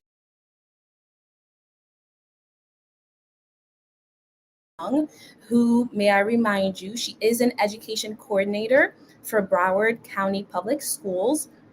And so, Kim Young, like, what is your recommendation to parents, to guardians, to educators? Like, how often should parents be monitoring their kids' social media? Thank you so much for having me here. I'm proud to be here for every year. It's been a wonderful experience. So thank you again. I'm going to speak as an educator, but also as a parent. And I think it's really important that we do periodically. We want to be able to teach our kids how to use social media appropriately. So in the very beginning, when we give it to them, we probably should be monitoring it more often. And then as they get older, they learn those responsibilities, then it's that periodically check-in. But it's really important that we continue to check in, have conversations with our kids about what they see, what they're reading, the conversations that they might be having with others within those social media platforms. These platforms are growing faster than we can catch up with them. And, in all honesty, they know more about it than we do as adults. But it's our job to make sure that we stay up to date with our kids when we're having these conversations and teach them how to use it and be respectful and kind online. Absolutely. Absolutely. A lot of great tips here. And what would be your recommendation in terms of the language to use? Like, what would a conversation look like if you had to mimic it right now? So I get to do this conversation with my daughter on a regular basis. So I do have a 13-year-old. So we've actually had social media for the past several years. Before she gets a social media account, the conversation was that she always knew that I was her friend on that social media platform. She knows if I say, hand the phone over, she doesn't argue. She hands the phone over. I have her password at all times for her phone. And then usually it's just a conversation of, who she's talking to. Maybe if I see something that I'm not really happy about how the conversation went, my conversations might be something to the effect of, how do you feel like you're treating your friends online? And so then it kind of builds into that conversation that we have with her. If they're and the hard part is sometimes the kids do try to hide what platforms they're on. And so that's been my conversation with my child my daughter from the very beginning, is that we have to have that open conversation. I'm not here, as she tells me, I'm stalking her. So we can have that conversation as a mom, right? But I tell her I'm not stalking her. My job is to protect her and to make sure that she knows how to use the technology that she's using. It's usually not her. And I always tell her, it's not you who I'm concerned about. It's the other people that are out there that I'm trying to make sure that I protect you from and teach you that, kindness is the first priority, but then also being cautious about who you're talking to and knowing that not everybody is who they say they are online. Absolutely. So Kimberly, you've shared a lot of great tips. So mainly to let your kids know that you're their friend. And that you're not here to punish them, but essentially that you're here to protect them. But also it's very imperative for you as a parent to have access to all of their activities so that they do expect it at any given time, that you will want to browse through and see, are they being safe? Are they implementing the best practices? And it's true that, kids might try to hide certain platforms, but again, like you mentioned, it's very important to remind them that it's not them. It's more so everybody else on the internet that you would like to protect them from. And so before we segue into the next part of the quiz, I do have one more question for you, which is, do you have any resources that you can share with parents so that they do feel empowered to implement those good protocols or those best practices that you shared just now? Because as we all know, every kid is different. Every parent-child relationship is different. So let's say you have a more combative child or a child that's more that wants to protect their privacy at all times. Like, how do parents get more comfortable with that? What tools, what resources can you share with them? So one of the important things, it's starting early. And as they get older, that want to be their own individuals and not share that information it's really hard for them. So it's really important that when they're young and we start these conversations with technology, or even just in general, right? You want to be the parent, but you also want to be that balance of a friend so that they trust and they know that, you won't judge them when they ask you a question that you might think is inappropriate, but in their minds, it's really not. So it's important to really build a strong foundation, a relationship foundation, where there's a trust in both sides. As times goes on, those students or those kids who are more combative, well, I can use my own parenting rule, which is you live underneath my roof and I pay for the phone, so it's mine. But that doesn't always work for some kids because they will definitely turn around and say, well, I'll go get my own phone. But it's really just, it has to be that strong dialogue and conversation. Learn to balance, not to argue it out with your kids sometimes, and sometimes finding that nice happy medium and listening. I think one of the most important things that I've learned from kids over the past several years is that they just want somebody to listen and hear them. And so sometimes it's really sitting down and having that just honest conversation and saying, I want to hear you, but you also have to be willing to hear me, and just continue that dialogue and conversation with parents. One of my favorite resources that I have is called Common Sense. You can go online and pull it up. I can put it in the chat, but it's definitely a great resource. It's free. There's tons of stuff for parents, students, educators, and there's tons of information and resources within Common Sense, including videos, suggested TV shows, movies that you could watch with your kids that are appropriate. So Common Sense does a lot of the work for us as parents. Amazing. Thank you so much, Kimberly Youngs. Everyone, I hope you heard this. Common Sense is a resource that Kimberly Young recommends. Please make sure to save that, specifically the parents, to figure out how best to talk to your kids. And so thank you again, Kimberly. We're going to move on to the next part of the quiz. Again, it's going to be interactive. We'll get to see what everybody answers. If you were already logged in, or if you're not already logged in, I'm going to share the code with you. So it's 612-908. Again, 612-908. We want as many participants as possible, specifically parents, specifically guardians and educators. We would love to hear your perspective, because it is going to guide us and some of the questions and the resources that the panelists share with us. So it's joinmyquiz.com. Joinmyquiz.com.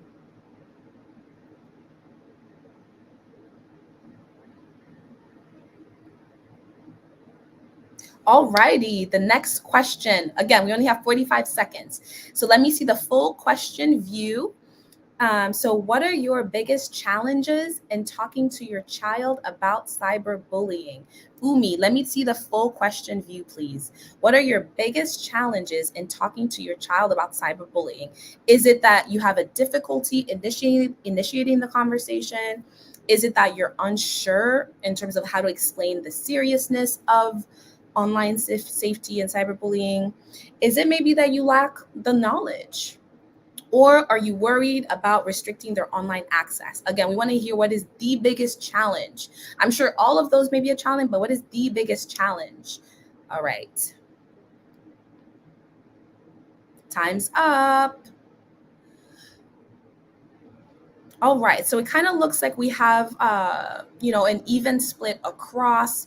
A lot of people said it's the difficulty in initiating the conversation. Specifically, what we heard from Kim Young is that you have to start the conversations early, but always better late than never.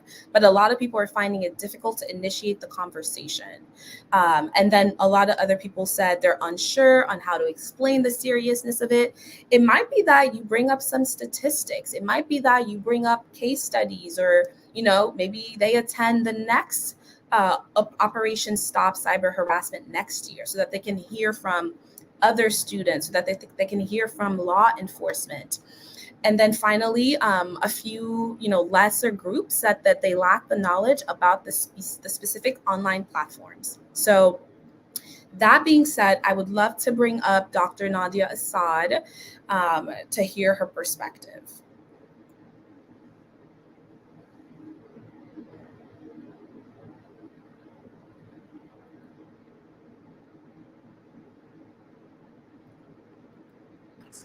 Can you hear me?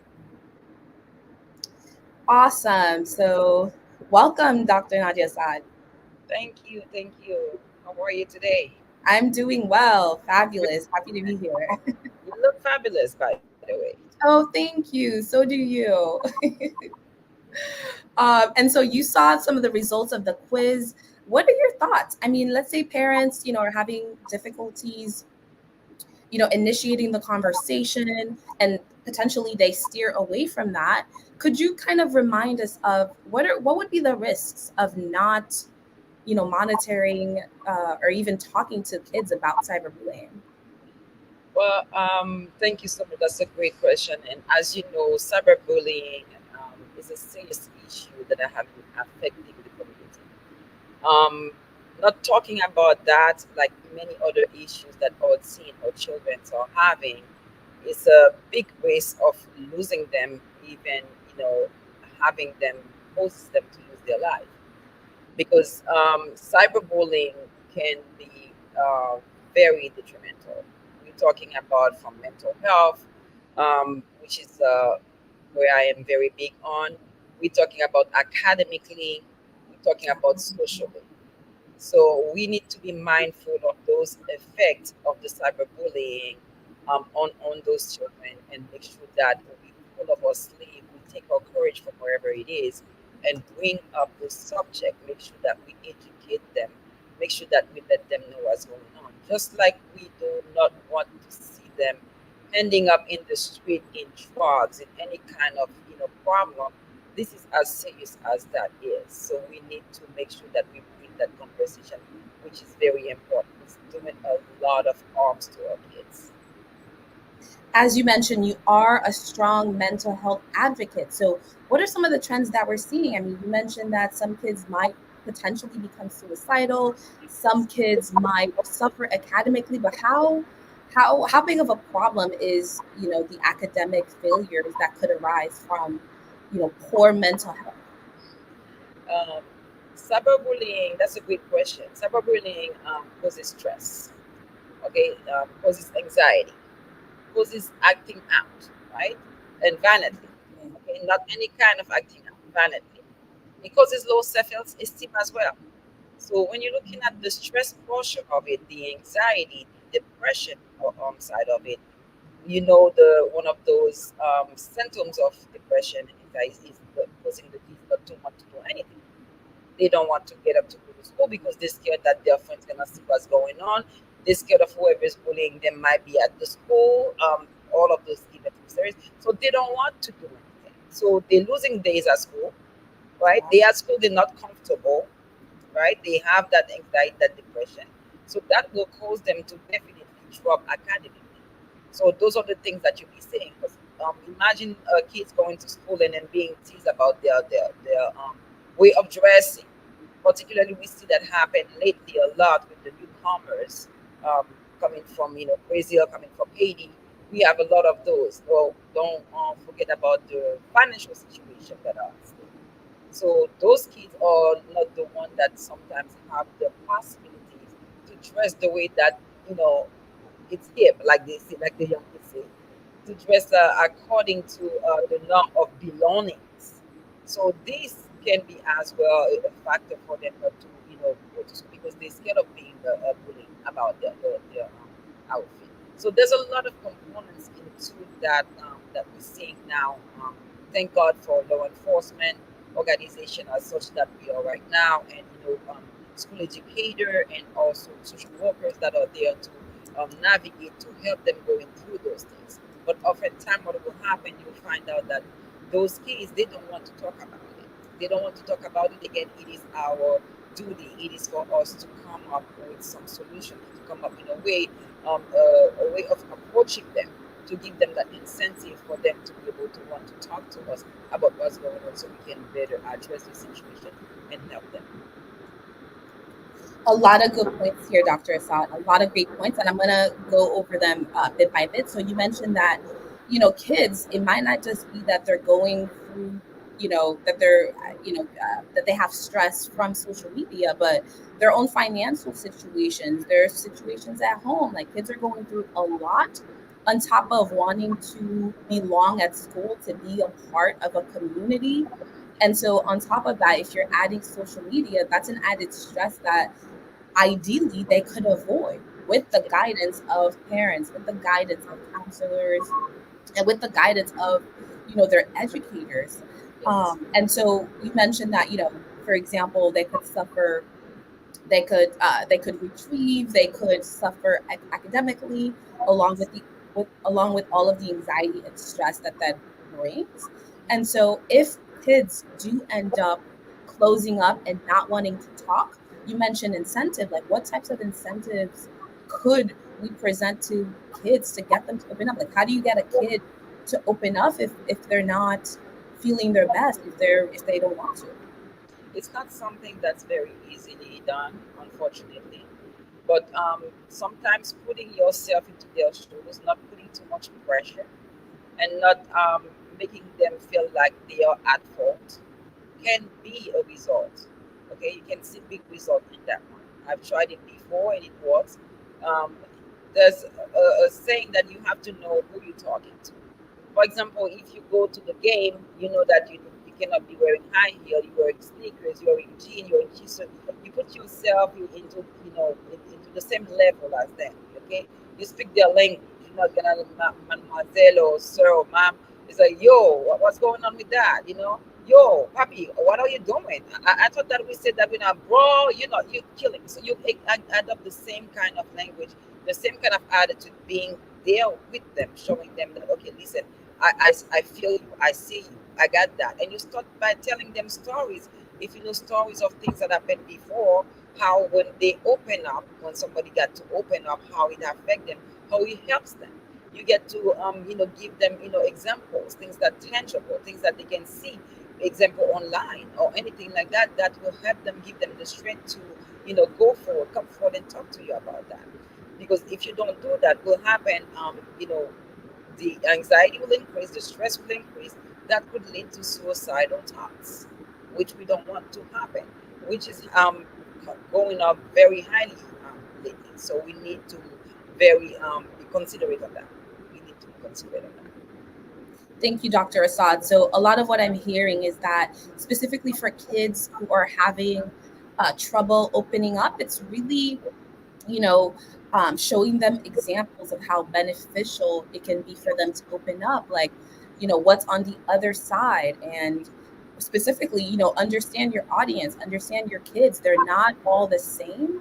And so it's utilizing specific language that is going to get them to open up. And that's the importance of, understanding your kid and also assuming that they're not going to respond. So I guess it would be like trial and error in that respect. Exactly. Okay. Well, thank you so much, Dr. Assad. We are going to move to the next segment of this breakout session, specifically dedicated to parents. We have a third quiz. So yeah, thank you so much again, Dr. Assad. It was a pleasure. Thanks for having me. All right, we have our last quiz coming up. Again, everyone, make sure that you're logged in. The code is 612908. Again, specifically dedicated to parents, guardians, educators. We do want to hear from you. Joinmyquiz.com. Code 612908. We'll give it a second or two. And I see that we have about 20 participants. Let's keep it coming. Let's keep it coming. We want to hear from you. Again, 612908. Joinmyquiz.com. And as we wait, Dr. Nadia Assad brought up a lot of great points, but let's pause here. Let's get to the quiz. So you have 45 seconds to answer all the questions. So what resources you as a parent would find most helpful in supporting your child if they are cyberbullied? What would you be more comfortable with? We want to hear from you. Number one, is it maybe information on how to report cyberbullying? Would that help you as a parent? Number two, is it maybe strategies to help them cope emotionally, depending on your child? Do you think that would be most helpful?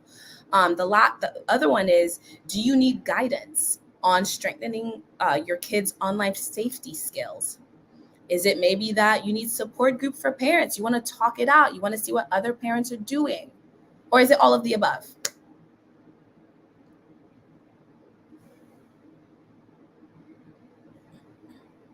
All right. So most people said that all of the resources would be helpful, but that they really also need guidance on strengthening their online safety skills. So one person did say that support group for parents, but essentially most people feel that like they would need guidance on most of those things, right? So how can they report cyberbullying?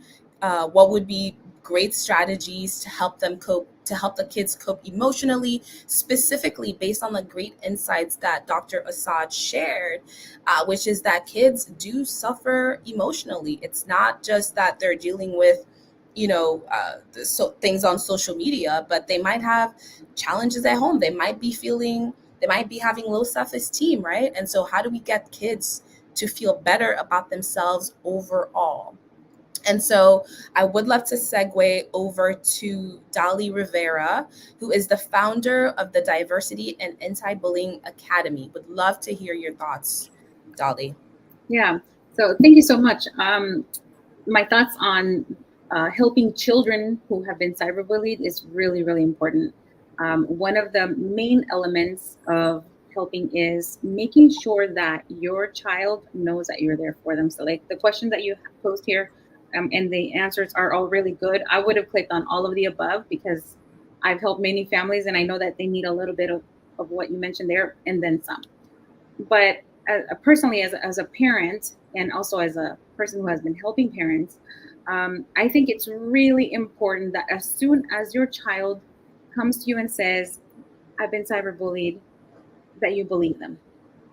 Because a lot of kids are afraid, and even no matter how many times you say to a child, oh, you can come to me for this, I won't judge you, I'll help you, there's always that little bit of fear because sometimes they think, well, maybe I caused it.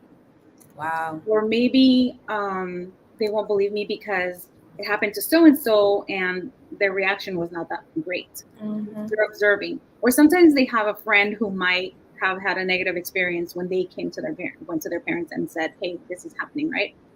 And there's also old school mentality where people think, oh, just turn off your social media. Simple, right? It's not that simple. A lot of people don't really understand that there's way more to it. So number one is believe them and tell them that you love them, remind them that you love them. And then ask them, how do you want me to help? And this is important because a lot of kids know what they want to do, but they're coming to the parent because they kind of need validation or they just need to hear their thoughts. And they also could be looking for new suggestions. Or maybe they just need to execute their plan, but they need mom and dad's help. And there's nothing wrong with that, right? Mm-hmm. Because we have like nearly half of U.S. teens ages 13 to 17 that report experiencing at least one of 6 cyberbullying behaviors. And, there's way more than 6. And it's very pervasive. And the stats that always come out always show that there's a correlation of bullying and cyberbullying with suicide, negative behaviors, juvenile delinquency, violence, negative mental health impacts. So it's really important that the kids have at least one person who truly wants to support them. Another study that I find very interesting is that when there was a survey that went out to a whole bunch of kids who were cyberbullied and bullied, in different forms, and they asked, during your worst moment during that, situation, what helped you get over it the most? And an astounding amount of responses indicated that they had at least one person who believed them and helped them get through it. Wow. That's really, really powerful. So we really, really need to make sure that our kids know that even if, who knows, maybe they did taunt somebody, they still don't deserve to be cyberbullied. When we talk about cyberbullying, usually when it's that bad, it's really bad, and nobody deserves that. You brought up a lot of great points, Dolly. So one of them being that it's not so easy for kids, especially in this digital era, to just turn off their social media. I mean, their whole life is on there. They find out what their friends are up to. And I think it might be different for our generation, where we didn't rely so much on digital communication. But for kids, there's so much going on that they might feel excluded from the world, or potentially more than they do if they are being cyberbullied. So it's not easy necessarily to turn off social media. I do have a question though, in terms of, why is it so hard for kids to be believed? Because you mentioned that, during their worst moment, having at least one person that believed them helped them potentially get through it. But why is it so hard for others to believe that somebody's been cyberbullied? That's a great question. I think that there's many answers to that. So first of all, old school mentality. It's just a phase. This is just a rite of passage. Everybody goes through it. You're gonna survive. It's gonna actually make you stronger.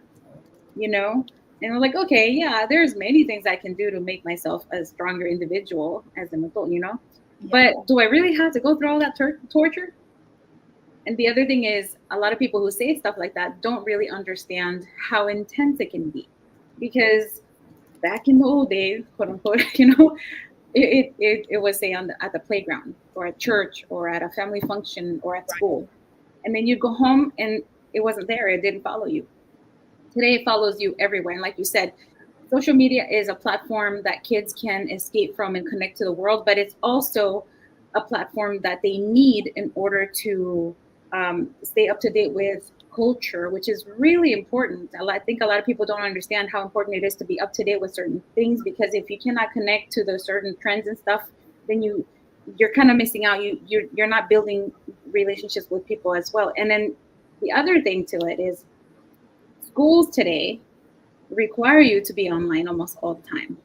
Some teachers even ask you, okay, open up a Snapchat just for this assignment, this project, until it's over. I hate that, but that's what happens.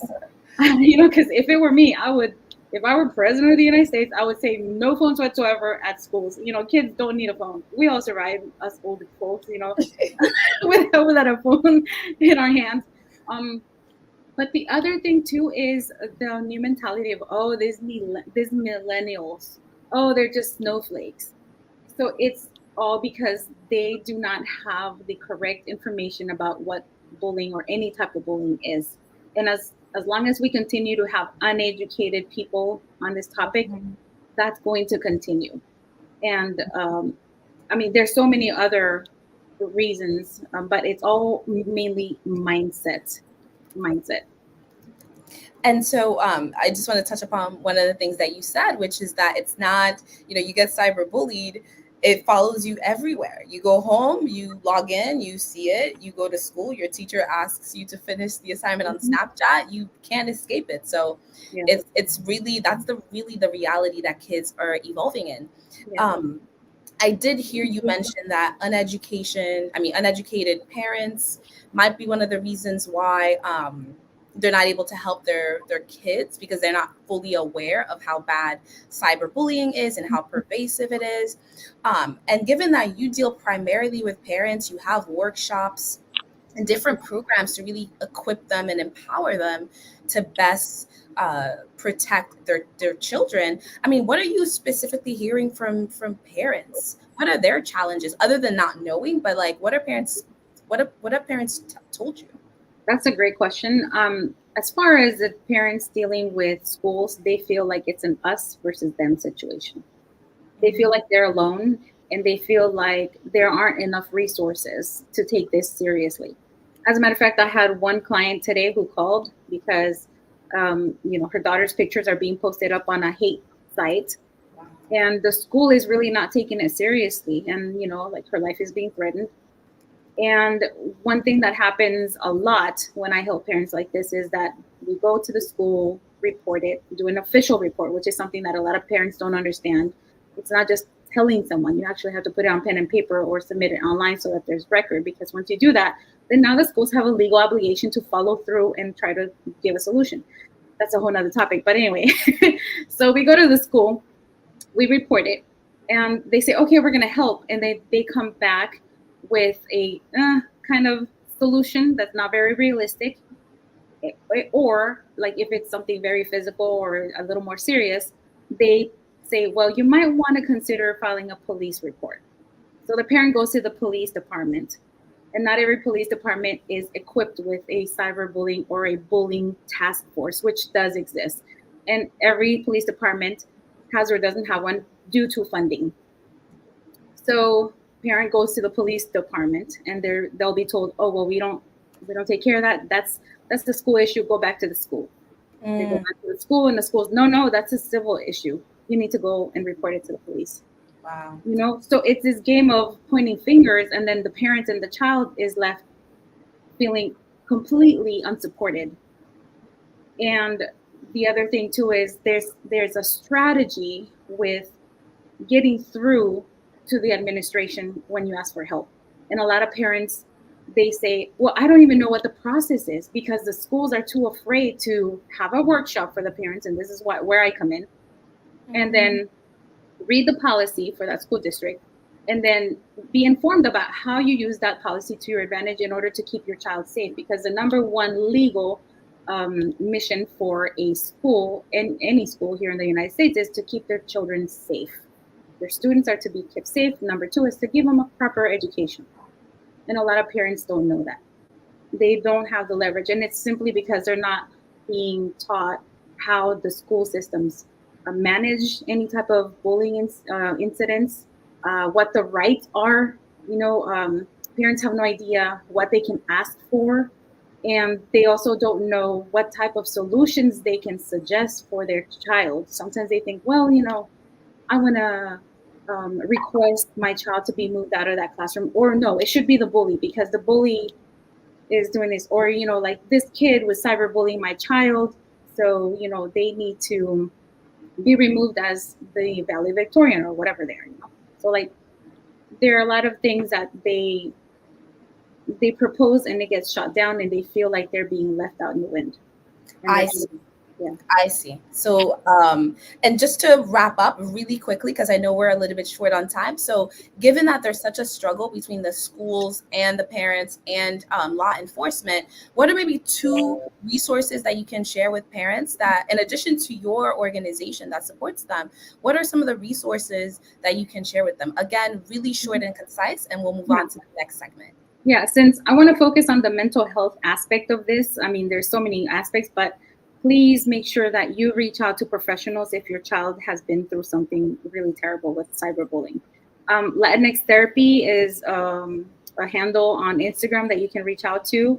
And I point this one out because a lot of Latinos do not have, they sometimes need a therapist who can relate to what they've gone through, because a lot of the cyber harassment is sometimes racially, it's racial.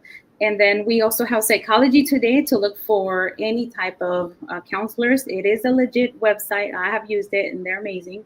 You look on there for a psychologist or a psychiatrist or a therapist. through using your zip code, and then use these resources at the school. So a lot of people don't know, but you have a school psychologist who, usually they test you for like any type of learning differences, but they can also help you with anything cyberbullying related. And as a matter of fact, in the school, the person who's in charge or should be in charge of handling or managing or implementing the anti-bullying or bullying prevention program is the school psychologist. Okay. You also have, you have others, but you can get more information on my website at dalitalks.com. Okay, absolutely. So we'll definitely post your website so people can hear more information. But for parents and educators, definitely the school psychologist could be one of your most prevalent resource, your number one resource if law enforcement is unable to help. Well, thank you so much, Dali Rivera. You shared a lot of great tips, a lot of great insights in terms of like what the parents are dealing with, but also what the kids are dealing with. So want to thank you so much. You're very welcome. Thank you for having me. Thank you.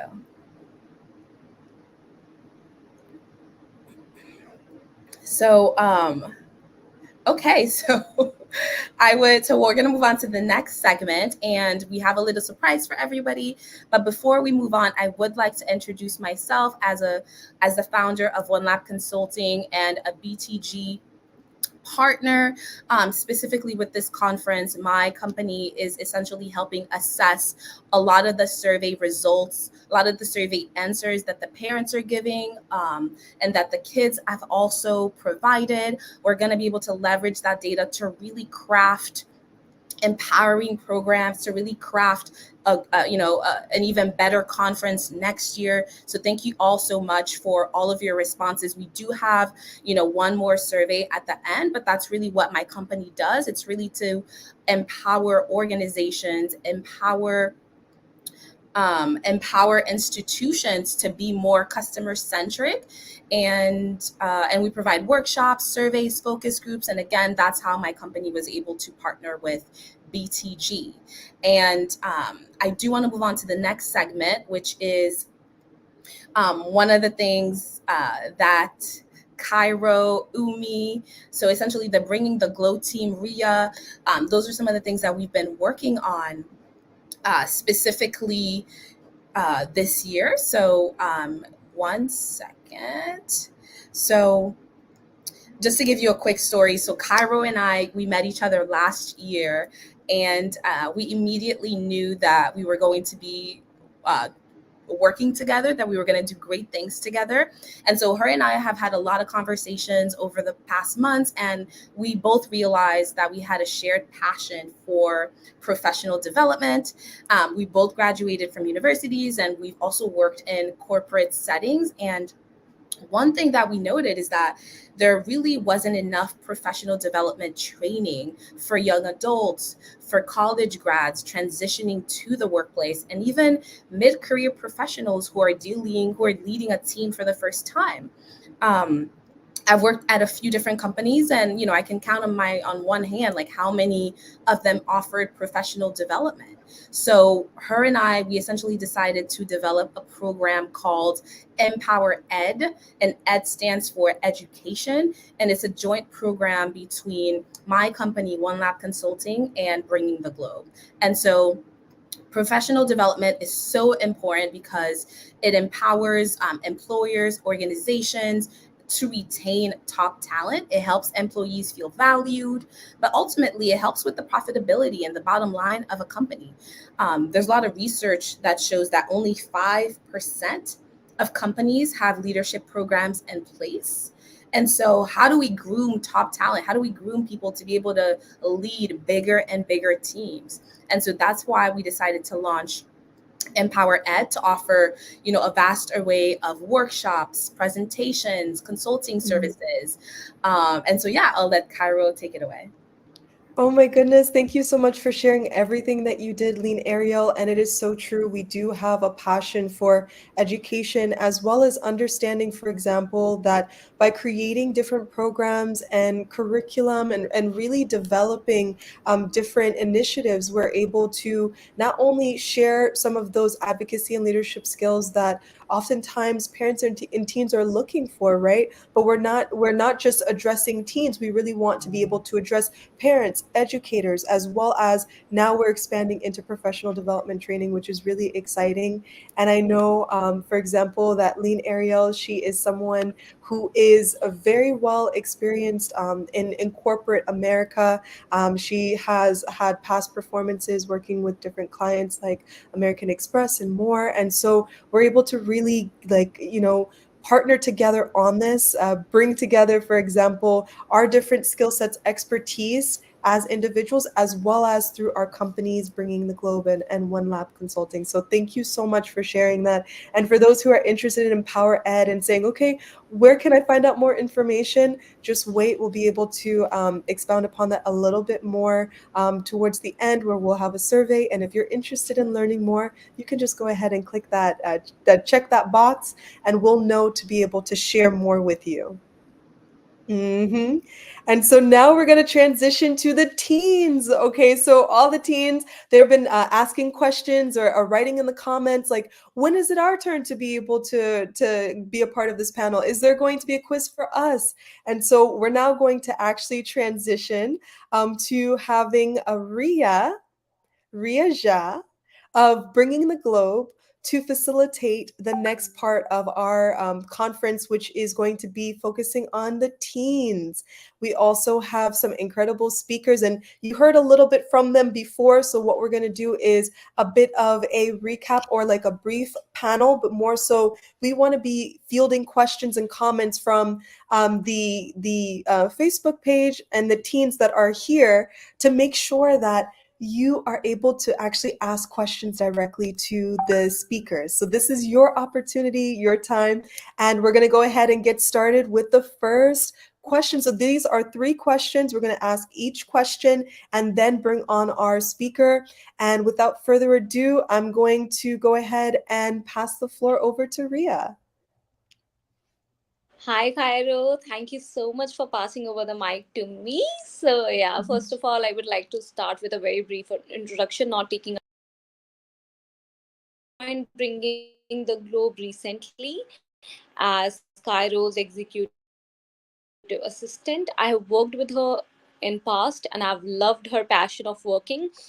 Cairo and me, when we started working together, we just clicked like that, because I felt like she is somebody who is very fun to work with, and her ideals in life is really clear.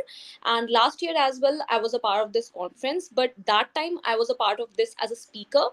This year, like, I have got a chance to be a moderator, and I'm really proud of it. So yes, we can begin by this particular quiz which we have made for the teens, because I feel like teens enjoy it even more than the parents. So I would request you guys to please join joinmyquiz.com and enter this code which you are able to see on the screen. So it's going to be 451420. So I'm going to make it like a little more like easier for you. So it's going to be 451420. I guess you guys are able to hear me. So, like, are most of you in the room already? Are you able to be in the room? Let me know, please. And then we can just begin the quiz for you guys.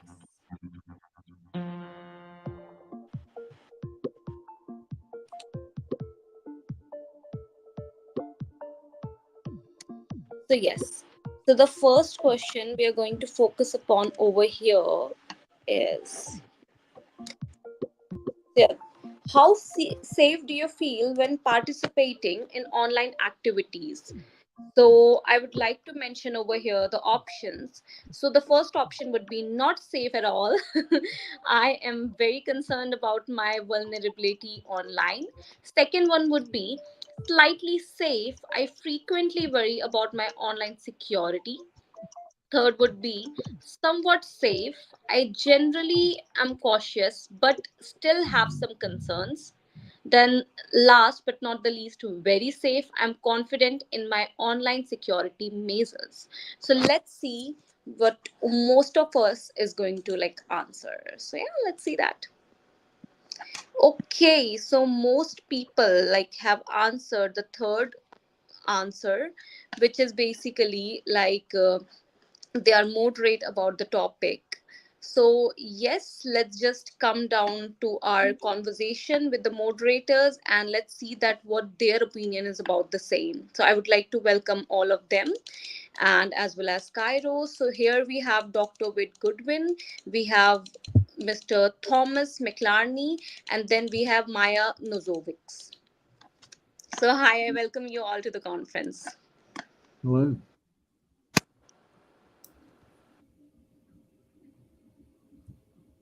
So yes, I would just like to have your opinion about basically the poll we did, and I would like to know that what do you feel about what majority answers about the same, and see what the experts say. So yes, I would like to hand over the mic to you. Great. Well, I see that most people said they feel somewhat safe and are generally cautious, but still have some concerns. For me, that's a very healthy perspective. But I would, and I'd be interested to hear what the other members of the panel say. But for my children, I tell them they can't be too cautious when it comes to being online. Online, your location can be traced when you're not knowing it. Information about you can be traced and you're not knowing it, or can be looked into and seen. You may think that you're surfing online and you're in the incognito mode in Google or whatever, and no one can see that it's you. Let me tell you, that's not true. They can see it's you. You have an IP address. Something that caught me off guard a few years back was I was at a conference and I was speaking with someone, and I asked them, how hard is it for someone to actually hack into your camera on your computer? I'm not trying to scare anyone here, but that person just told me, if I have your IP address, I can hack into your camera. That was very scary for me. And so I think it's healthy that you have an awareness of this. I also think you can never be too safe. And I also think I heard some great things said before by panelists. Parents, please help your children or those that you have guardianship over realizing how to be safe and not how to be safe on the internet, because you're practicing being safe on the internet as well. What you do will typically trickle down to them, whether you know it or not. And that's a big piece of the puzzle, is the human factor, the relational factor. So for me, it's being careful where you go to, knowing that typically things on the internet are not private, even if you think they are. Using things like multi-factor authentication, things of that sort. And just knowing that even with that, there is no fail-safe or fail-proof way to be safe on the internet. So always, always be cautious and be wise about what you do. Thank you so much, Mr. Goodwin, for your insights. And I totally agree with it that it actually does happen that when we are online, we don't really know what we are exposed to. A lot of times we feel like that, okay, I'm maybe just FaceTiming my friend or something like that. Even if a lot of apps are like end-to-end encrypted, there are still chances that a hacker can get into and get our personal information. That is one of the reasons that even if I have my selfies in my mobile, being a woman, we are always concerned about the fact that somebody can get into our place and steal the data. And earlier we used to be like scared about the fact that maybe our data can be shared with other people, but now with AI coming into place, like they don't even require our data. They can maybe just take the Instagram pictures which we have uploaded and something out of them. So yeah, I totally agree with you. And yes, if you would like to share anything more about the topic, we would love to hear that from you. Yeah, no, I think everything you hit on is exactly right. AI is really changing the game, and we're going to see it change the game even more. Right before I was on this, I was looking at some things for work, and I saw where someone took a picture of themselves just in a regular shirt and put Tom Cruise's face on it. If you know who Tom Cruise is, he's in Top Gun, all these Mission Impossible movies. Put his face on it using AI technology, and you cannot tell that there was a difference at all. You just can't be too safe nowadays, and you need to always be cautious about your information, Remember, if you have something stored in the Google Cloud or in the Apple Cloud or whatever, they do take safety very seriously, I believe, but that doesn't mean that your information is completely safe. And we've seen that hacks throughout the years. And so please be careful with what you store, with what you share, with what you do. And continue to just realize the internet is a wonderful thing. All this technology, I believe it was created for good. But remember, anything that was created for good can eventually be used for very ill purposes. And so that's just a piece of life, of being wise with the resources you have, being wise with the actions that you take, being wise with what you do, and really understanding repercussions of decisions, whether you realize that it could be something or not. So please educate yourself, parents and guardians, educate yourself, educate your children and those you have guardianship over.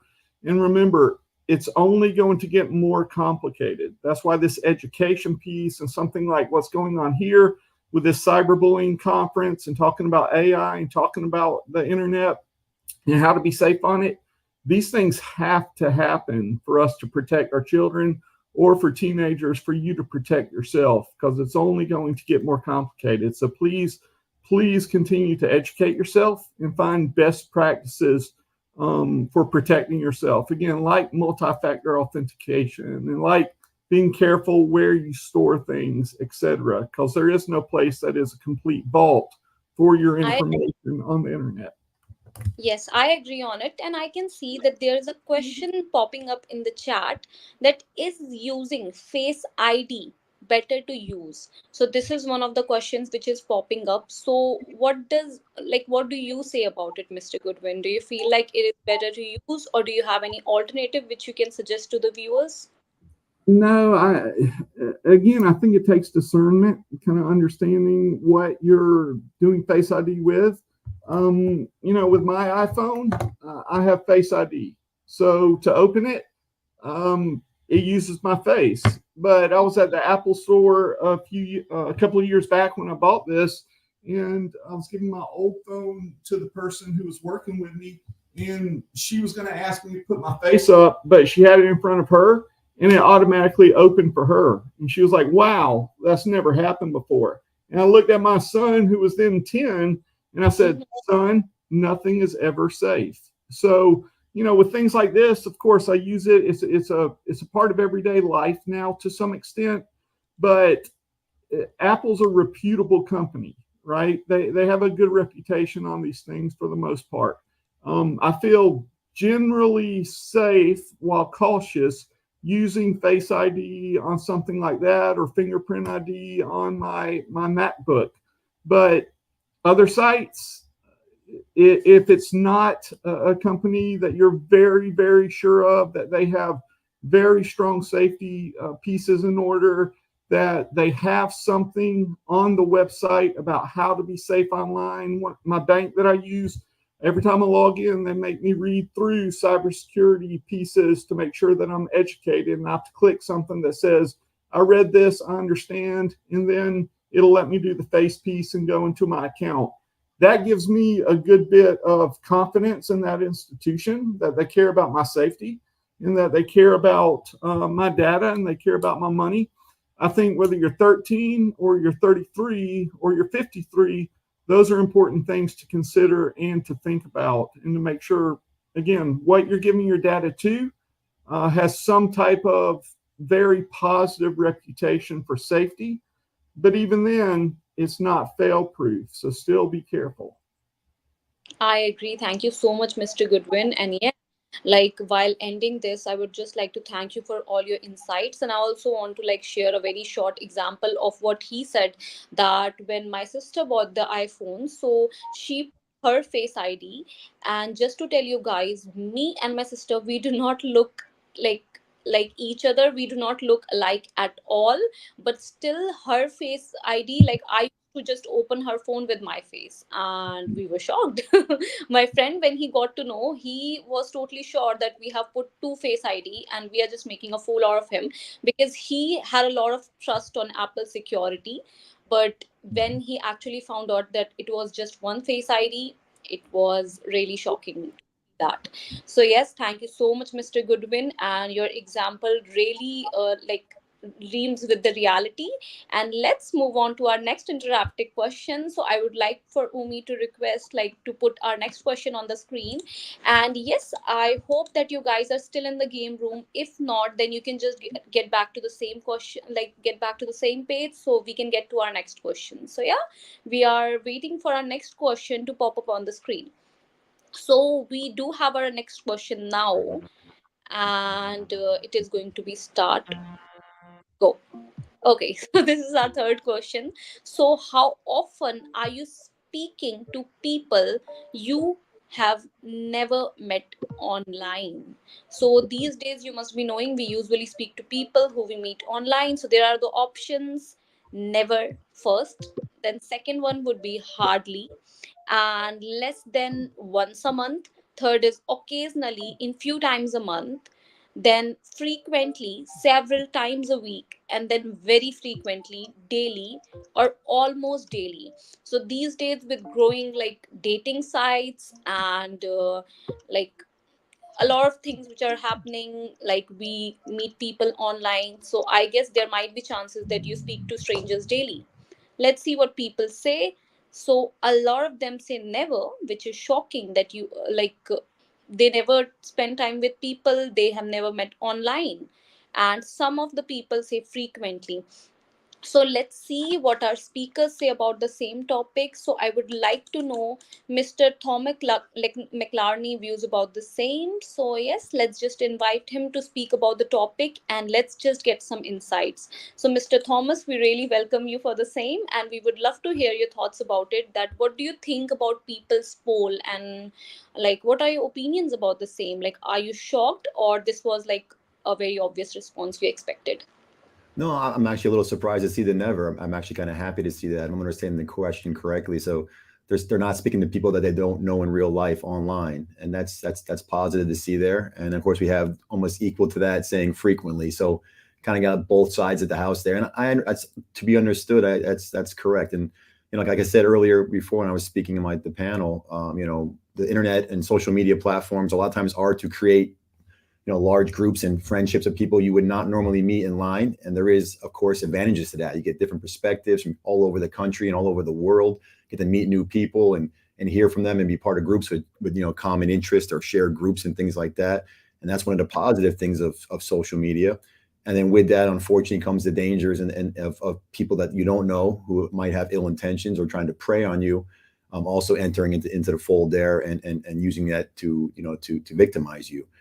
So, it's a positive thing, but it's also dangerous. So, I'm not trying to tell kids not to interact with people online. You just got to be cautious, in what you share with them, especially images and photos and personal information.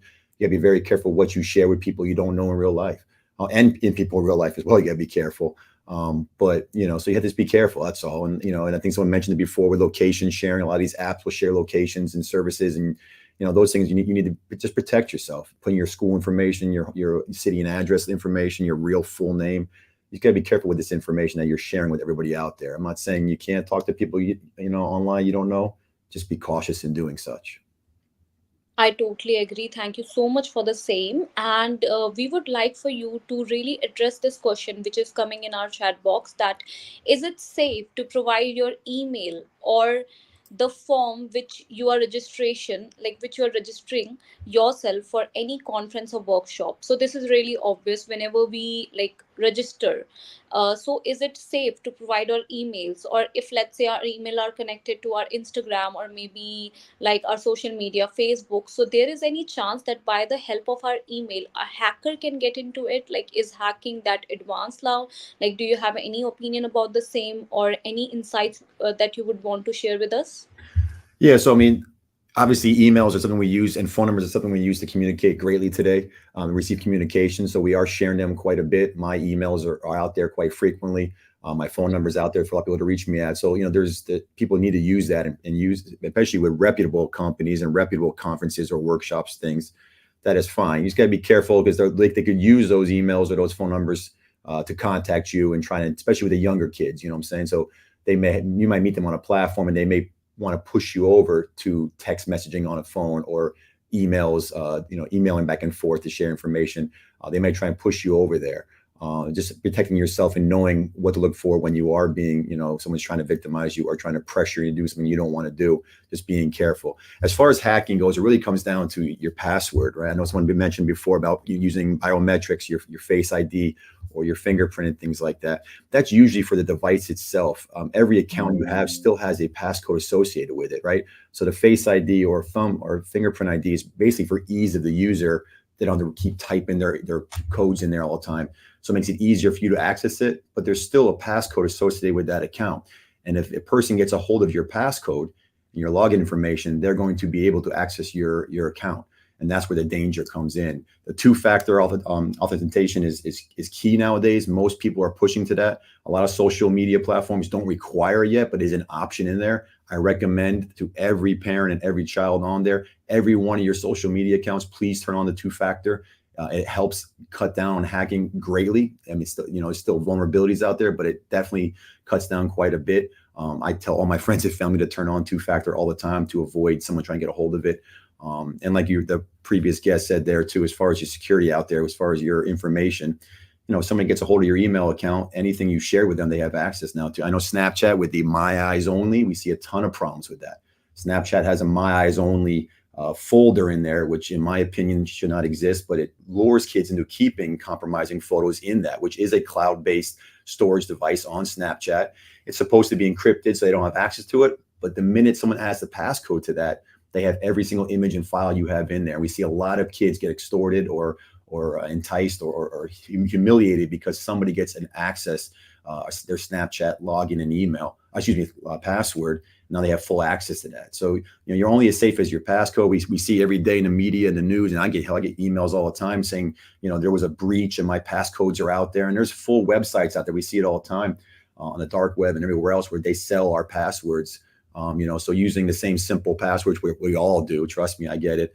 You got to constantly change those and keep them up to date, especially if someone's is trying to extort you or trying to solicit you and has access. You need to constantly change your passwords and keep them fresh. But thank you so much, Mr. Thomas, for all those insights. I would definitely agree with one really important thing which has been mentioned over here, which is two-factor authorization. That is really important. Most of the apps have that facility, but still we see really less amount of people doing that, just assuming that, oh my God, I'm not a professional, or maybe I'm not a CEO, that my account is going to be hacked. But that's not how it works. A lot of time they take advantage of the less vulnerable people because they know that they are the most likely to be prone to such things, and they are the easy targets. So I with that, thank you so much for this conversation, and we would request Umi to share to our next slide to move on to the next question. Thank you so much, Mr. Thomas. So yes, the next question is that how often are you speaking to people? Okay, so sorry. Yes, we are going to share with you the code again, and it's go. Okay. So, yes, the next question is popping now. So, in the last 12 months, how often have you felt pressured to share personal information online, such as sending pictures, videos, sharing passwords, or disclosing your location?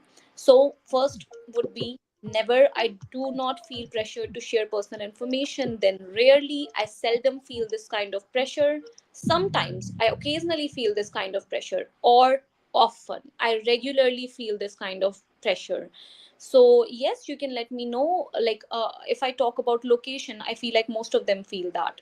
So, most people have shared never, do not feel pressured to share personal information. Okay, so let's see that what our next speaker has to speak about it. So I would like to welcome Maya Nazovics for the same to enlighten our conversation and add insights. First of all, I highly apologize if I'm spelling your name wrong. I would love to hear the correct pronunciation. And you look really good today, and we would like to know your views about it. I really liked how you shared your opinion and your personal information about how you felt during pandemic, and being a woman. related to everything. So yes, let's hear your views about this answer. Yeah, so my last name it's Nosowitz. It's Polish. My dad is from Poland. Oh, Yes, but no worries. But yeah, so I'm actually I really like that not at least 7 people have never felt pressured to share personal information, sending pictures, videos, whatever the case might be. I think it's really important to whenever text communicating with someone to never feel pressured to do anything. You always say no if someone is asking you to do something, and just if someone is pressuring you though and asking you to do something that you're not comfortable with, um, say no. Always be aware of like if something seems suspicious or if they're doing saying something that doesn't seem right. Um, I know um, when the person stranger that was texting me, they were using very aggressive words. You know, saying like if you don't do this then I'm gonna they're threatening you, and obviously when someone like says that you're not necessarily sure what to say in that moment. You might be taken aback and you're like, oh, what do I do? They're threatening me. But take a step back, kind of like absorb what they're saying, like calm down in the moment, and then just immediately be like, no, I'm not doing that. You don't get to tell me what to do. yeah. um and yeah, I think I'm more aware of what I of like conversations that I have. I don't really necessarily you know, talk to strangers. I'm kind of like with like friend requests, I accept friend requests from people who are like I truly know. If I'm like, you know, like with a friend that I met like at school or like in public, I make sure that like, okay, this is like who I think it is and not some total stranger who's trying to scam me. But of course, you know, sometimes I still have doubts, and I try to make sure that they are who they truly say they are before I, you know, go and add them on social media or take their number or whatever the case might be. Um, but yeah, I'm always like aware of my surroundings, and who I talk to on the internet or social media or whatever it is. So much for the same. And yes, just one question to you would be that you have told about like usually talking to people who you know already and not trying to interact with any sort of strangers. So I would like to ask you this very small brief question that today there is a huge trend of people meeting through like dating apps. I met my partner through a Mhm. dating app. So what do you think about that? Yeah. How safe is that? So I guess like again with the dating apps, I think that it's kind of hard, I guess, to like kind of put my like opinion on that because I myself I don't really do dating apps, but I guess like you do also still have to be aware, if like I guess like when communicating with them, if they ask you to if there are pictures that they send you, if to like see like who they are, does it look photoshopped? Does it look real? Does it not, like what they're saying, does it match up? And I also think with like if they ask you to meet in person, kind of like take it slow with that. I don't necessarily think if you like I guess if like you really like think okay, yeah, we're getting along, it's fine, like they don't seem suspicious, then yeah, I think it's okay. But like if you meet someone in person and they don't necessarily match their picture, but they're saying, oh yeah, I'm so and so, then might be a little weird. It might be suspicious, and I wouldn't necessarily like agree to that, or I'd be like, oh, this is a no-no, like, you know. But I think catfishing is a very big thing. A lot of people, they will put a picture and like, oh yeah, this is me, and then they're not who they say they are. and that's something to be very aware of, especially with dating apps. A guy will say they have a six-pack and then they don't. So I think it's it's a very serious thing and something to be aware of, especially with dating apps. Yes, thank you so much for that. So basically, by that, she means that false image is really common these days, and we should be aware of that. So thank you. It was really good to hear about these things from a women's perspective to add like neutrality to it. And now I would like thank you all for joining the teen room. It was a great interactive session, and yes, I would request you all to go back to the main room. So like, please, you have to just join the main conference by clicking a link. We are just sharing the link of the conference in the chat box, so you are able to join by that. And I would request Umi to share that link. Plus, I am also dropping the same link in the chat box just to make it easier for you guys. And you can just join the main room by clicking on that link. Thank you so much, Ria. No, this is wonderful. And the beautiful thing is that usually we do have the breakout rooms where it's like parents in one Zoom room and then teens in another room. But we realized how important it was for everyone to get to listen in a little bit on these conversations, as well as to hear the results and to listen to the speakers and to say, okay, maybe this information does not necessarily apply to me directly because I'm not a parent, but I know a parent, right? Like hopefully we know a parent or a trusted adult.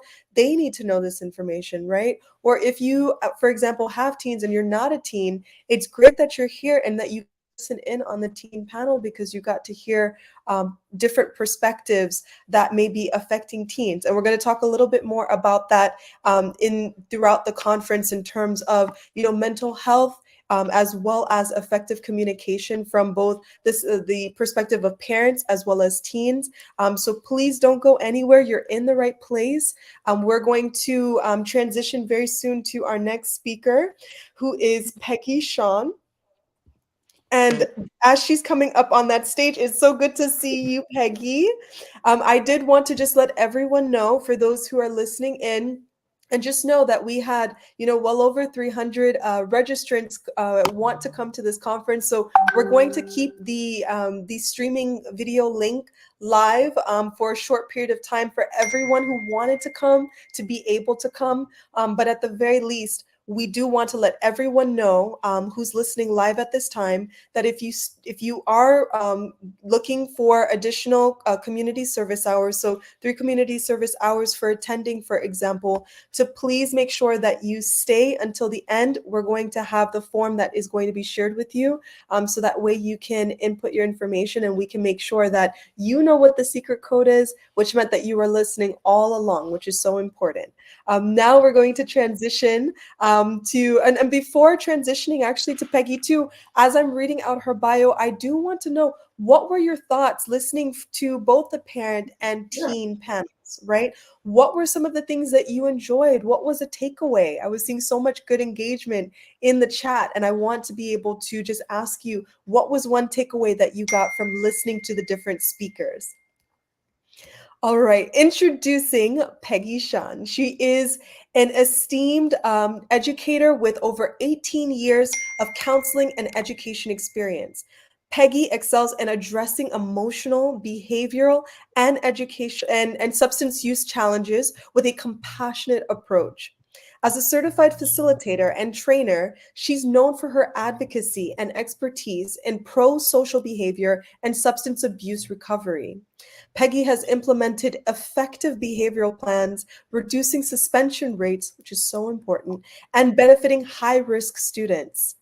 Currently serving as a social worker in the Broward County School District, Peggy is dedicated to student well-being and educational success. So I'd actually like to bring to the stage Peggy. Peggy, please feel free to answer this question as well as expound upon it a little bit more for us over the next 5 or so minutes, because we want to be able to hear from you.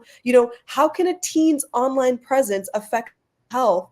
And what are some of the personal observations that you've seen related to the effects and impact of cyberbullying or online harassment while working with teens in schools as well as within the community? And if you have any important or critical tips that you want to make sure to give to students and to give to parents at this time, the floor is yours.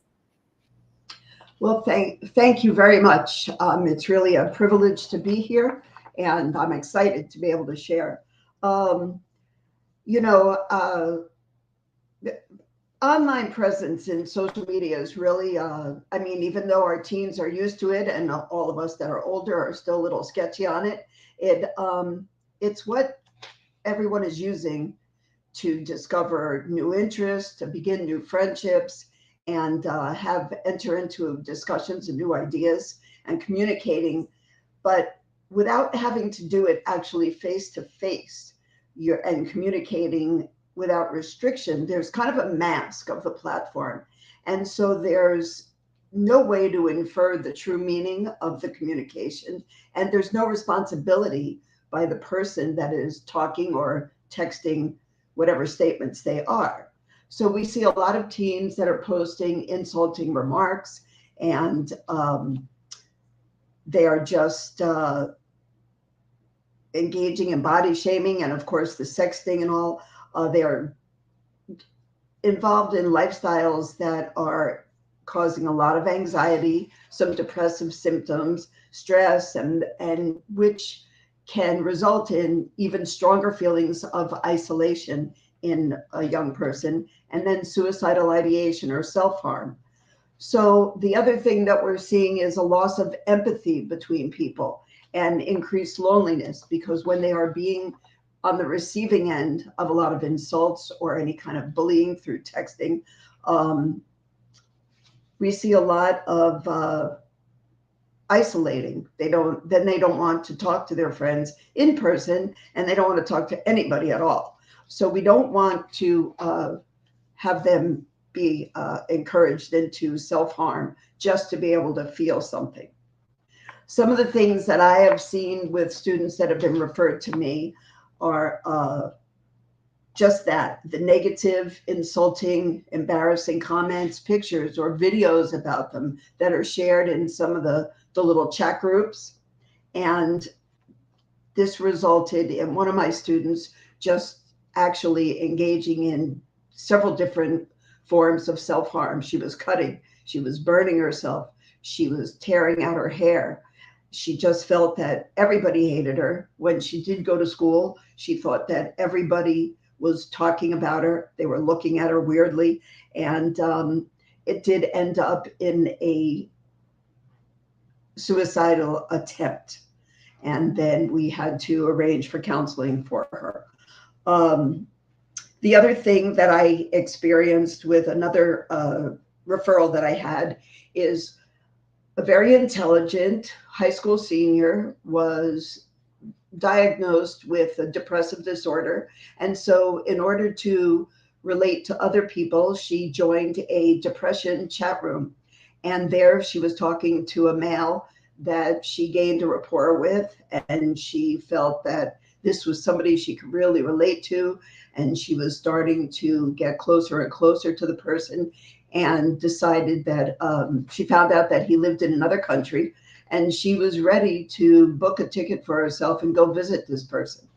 When in one of the counseling sessions that we had, and she was discussing this with me, we were able to troubleshoot this, and she ended up realizing and finding out that this person was not the young person she thought it was, but an older person posing as a young person.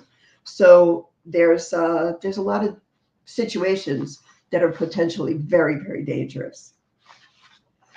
So some of the warning signs that we have to look out for, it looks different in each individual, of course, but we want to look for extremes, okay?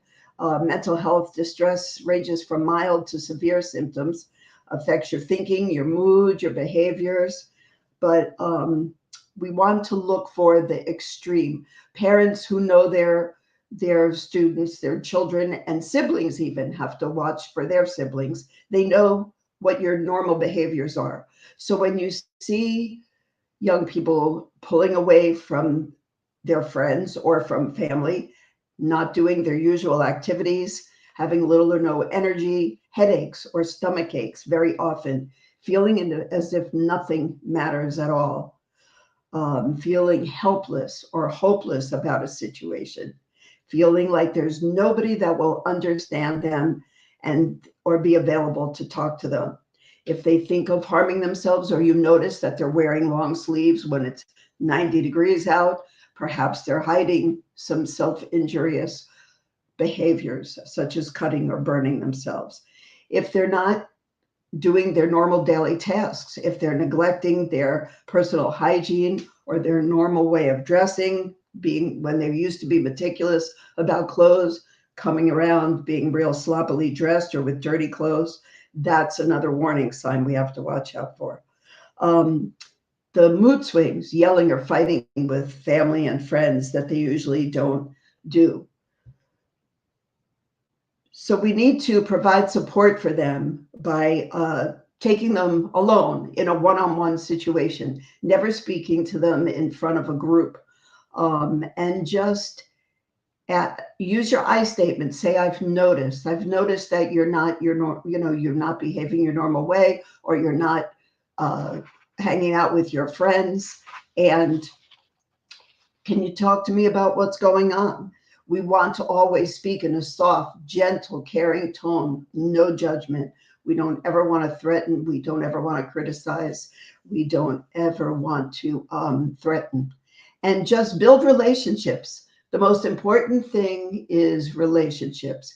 Sometimes all you need to do is sit with somebody, and then they will be able to speak. A lot of times young people don't have the words to express their feelings.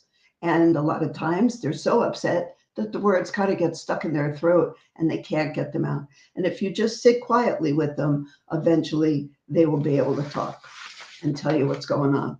But we always want to let our young people know how absolutely terrific they are. We want to compliment them on their accomplishments, not judge them or criticize them about anything that they don't do, like not getting a good grade or not being like somebody else. We want to give them a lot of opportunities to feel capable and competent. We want to show them through words and actions how much they are loved and valued. And start doing again, building relationships. Do some activities that are face-to-face. Spend time together, family time. Do activities outside. Get them out in the fresh air instead of in a room on a device. And encourage them to do face-to-face activities with their friends. The other thing is, a family is a team. And we always want to encourage our kids that keeping in touch is not a gotcha. We're not tracking them to, find them doing something wrong. With my own children, we always check it. We still do. And even my grandchildren now, we all check in with each other because the situation has come up where I've been the one to have an emergency or need my kids or grandkids. So it's not ever a gotcha. This is a team. We're a family. We need to hold each other accountable and make sure we always know where we are and who we're talking to, so we can all remain safe. So, did you have another question? It looked like you were going to ask me a question. You know what? I'm more so looking at some of the comments here. Like, for example, most of the time we have a lot of sad emotions, deep talks, which we want to share with our loved ones. But if they don't listen to us, then most people search for online friends. And that's actually a very good point, that oftentimes if people are feeling very isolated, or they're feeling like, for example, maybe the people around them don't understand them, then maybe they will search online for friends, or, and there are a lot of beautiful global communities that are created online where people with like-minded interests or, passions or advocacy issues or interests, they can all come together and be able to communicate no matter where they are in the world. but we also have to have discernment when we're speaking to, when we're posting things online, especially if it's something that could potentially become public. And I see that, for example, Sidra was saying, if we will not provide information, then how will it work? And also, we joined this conference with personal information. Yes, there were certain things that we asked for, like, for example, your email address, right? Just so that we could be able to send an email to you to invite you to come on time, right? Or we asked where you go to school because we're curious to know where are you dialing in from, right? And so those are certain things that we would ask, but we're not going to ask you for your social security number, right? Or your banking account details in order to attend our conference, to send it to us via text or to just send an email with that information in the body. That's not what we would do. There's certain things that you have to just use discernment to make sure that you are keeping yourself safe online, as well as making sure, for example, you see that we're real, right? So hopefully you're able to see, like, okay, there's certain times in which it is good for me to share my email address or to share certain information, but then also there's times where you really should not be sharing certain things with others. So thank you so much, Peggy, for this amazing conversation. I was seeing the responses in the chat saying this was so informational, and we also have to talk about mental health and how important it is to make sure that you do have a trusted adult, or you have a parent or a mentor, someone that you could be able to share this information with. You don't want to keep it bottled up inside. So thank you so much. And Thank just you. remember that there are 211 numbers all across the country where there are live chat lines if you need to talk to somebody, and they will also offer resources. But you know what? It's always good to just have an open, honest conversation with your family, and parents. Have an open, honest conversation with your children. Don't be afraid to not know an answer, and don't be afraid to be vulnerable. So, yeah, thank you. So well said. Thank you. Thank you. And you know what? I feel like this is a wonderful transition to having Sonia Azim as our next guest speaker. And we are looking at the time. So we are going to try to end as close to 8 p.m. as possible. We just have one or two more speakers to speak before we start to close. But this information is so invaluable that I want to make sure that Sonia has her time. So Sonia has actually worked in education for over 17 years, working specifically with students with special needs. After working with students with special needs, she transitioned to working in safety and security. She's always been a passionate advocate for promoting student interaction and making sure that they have what they need, whatever that means. And so she's put together a wonderful presentation on effective communication for both parents and teens, because our audience is comprised of parents and teens. And so with that being said, Sonia, I'm going to go ahead and give you the floor. Thank you, Cairo. Can you all hear me okay? Yes. Okay. Thank you for having me on here. And I know, like you said, we are coming close to the end of our time, so I will not take up too much of your time. But having two teen daughters myself, I vetted this information with my teen daughters to make sure that it was okay and the information that I was giving was on point, and I didn't just come up with it myself. So in talking with how can I reach my teen, it's really, really important to make sure that we can interact with our kids, not only effectively, but also efficiently. So go ahead, you can move to the next slide. How can we reach our teen, right? So go ahead. We'll talk about effective communication. What do teens really want? What do they want from us? And social media. Go ahead.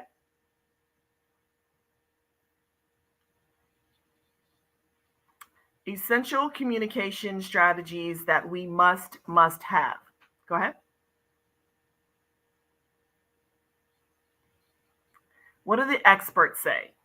The experts say that tips for talking with our teens, that we have to control our emotions or our reactions and responses. So when we're talking with our teens, if we overreact or overrespond, and I heard some of the other presenters say it earlier, more often than not, they're going to shut down. If they tell us something and somebody said they show us something on their phone, or they send a nude and we're like, oh my gosh, give me your phone. They're not going to tell us anything anymore. They're going to shut down and they're going to go to somebody else. And that somebody else that they go to likely, if it's not another trusted adult, isn't going to give them the information that's going to help them move forward or solve the problem or issue that they have, like we would help them with the same love and compassion that we would give them. And we have to be a good listener. And being an active listener or a good listener means just that. When they're talking, we have to listen. Go back. Go back.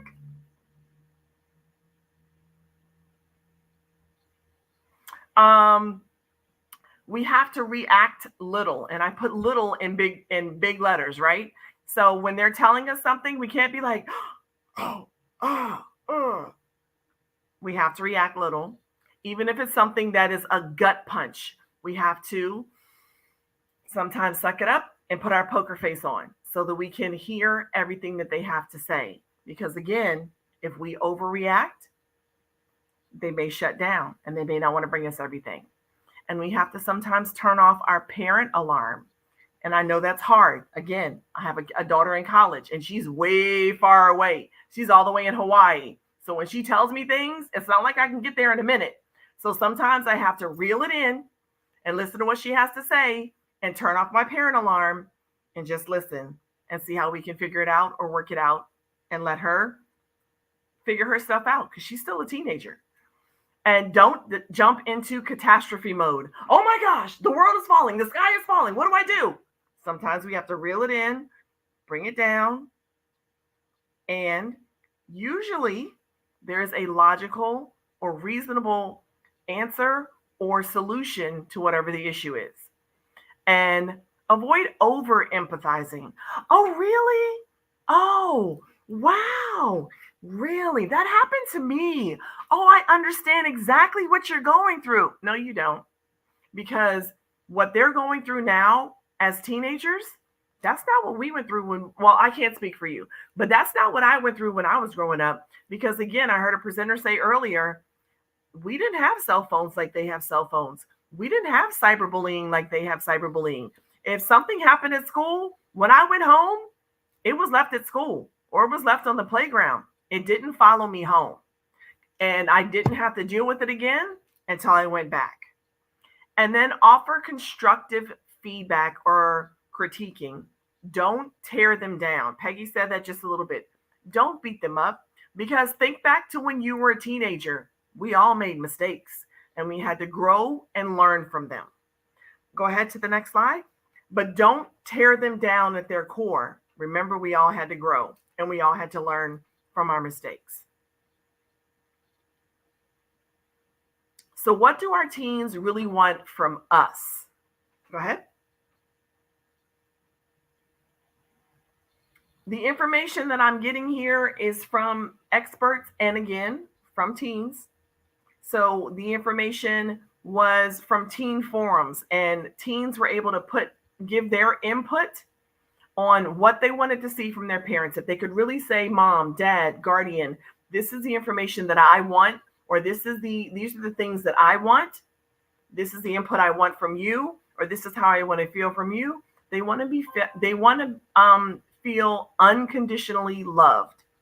No matter what, they want to feel loved. And even though they're never going to say it, they want boundaries. They don't want to just be left to go on their own devices, without any kind of boundaries and clear-cut guidelines. And they want consistency. It can't be, well, you can do whatever you want today, but tomorrow there's guidelines and there's rules. And believe it or not, they do want you to talk to them. I know it's a shocker. Maybe not all the time, because we know our teens are moody, but they do want you to talk to them. And when they're ready to talk to you, take advantage of it. Talk to them. Today, my daughter talked to me. Yesterday, she talked to me. The day before, she didn't have any words for me. So that moves to the next point. They want their space and their privacy. I know, privacy. It's a slippery slope because sometimes they just need a minute. And when you think about it, when we were teenagers, sometimes we just needed a minute. Didn't mean anything was good or bad or indifferent. Sometimes we just needed our moody moment. And they need positive reinforcement. Again, I heard another presenter say, that we have to give them that positive reinforcement. Think about the phone calls you get from school. Do you only want to hear from that teacher when things are not going well? No. You don't want to pick the phone up if you get that phone call all the time when things are not going well. If you get a phone call or email to say, hey, Johnny, we always pick on Johnny.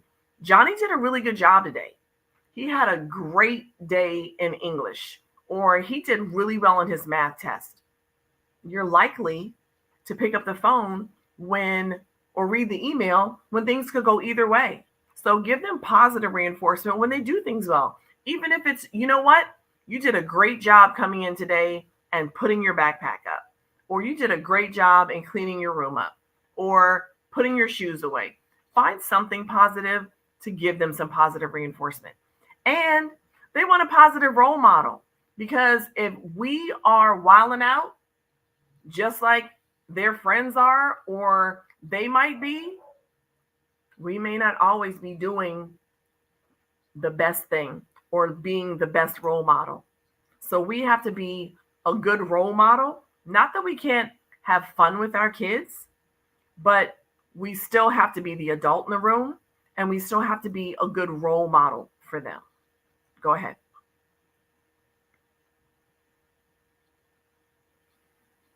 Social media and teens. I know we talked about this quite a bit earlier, and I think that just about everything has been said. Go ahead to the next slide. But I'm going to hit home with a few key points that were important to me and that I went over again with my daughter. Be friends with your child on social media. Now, these are some strive fors, and it's not always going to be the case with everyone. However, I heard Ms. Young say earlier, start early. When my daughters got social media and got phones, I told them, mommy's going to be your first friend. So just understand, mommy's your first friend. And if there's something on social media that your friends post or that shows up on social media and it's inappropriate, I'm not going to jump straight on it. You see it, I see it. I'm going to give you an opportunity to address it with your friend. And whatever time frame you set up for that, if it's 2 hours, if it's 2 days, I'm going to let you address it. However, know that if you don't address it, I will, so that you don't embarrass them or make them feel some kind of way. If they know what the guidelines and parameters are, then they can work within them and still maintain their street cred. Do they still say street cred? I don't know. Be honest about any expectations of privacy. Somebody said that earlier as well. If they know that you're checking on their social media, then they know that I shouldn't be putting something on here that I can't say or show or do in front of mom or dad or grandma or whomever. And again, somebody said it before, be aware of what's posted. The cloud is forever. Once you hit send or post, it's out there. And they have to think about, you have to think about, we have to think about when they go to college, when they go to a job interview. Is this something that you would want your employer, your job, your parents, your Army recruiter to read all of your thoughts that you posted on social media? Look at all of the pictures that you posted on social media. If they could pull up your whole social media history and read it out for you, would you be okay with it? That's what they have to think about when they're posting pictures and comments. Be aware of the social media platforms that they're on and their usernames. If they change their username, know what it is so you can see what they're posting. And monitor what their interactions and conversations are on the online so that you can keep them safe from predators. Because like the very knowledgeable people said earlier, there are predators out there and AI that make them sound just like the same age peers that they're talking to. And it may be some 40-year-old person or some 60-year-old or 80-year-old, whomever, somebody that they shouldn't be talking to that's trying to get information from them or do something that they shouldn't. Go ahead.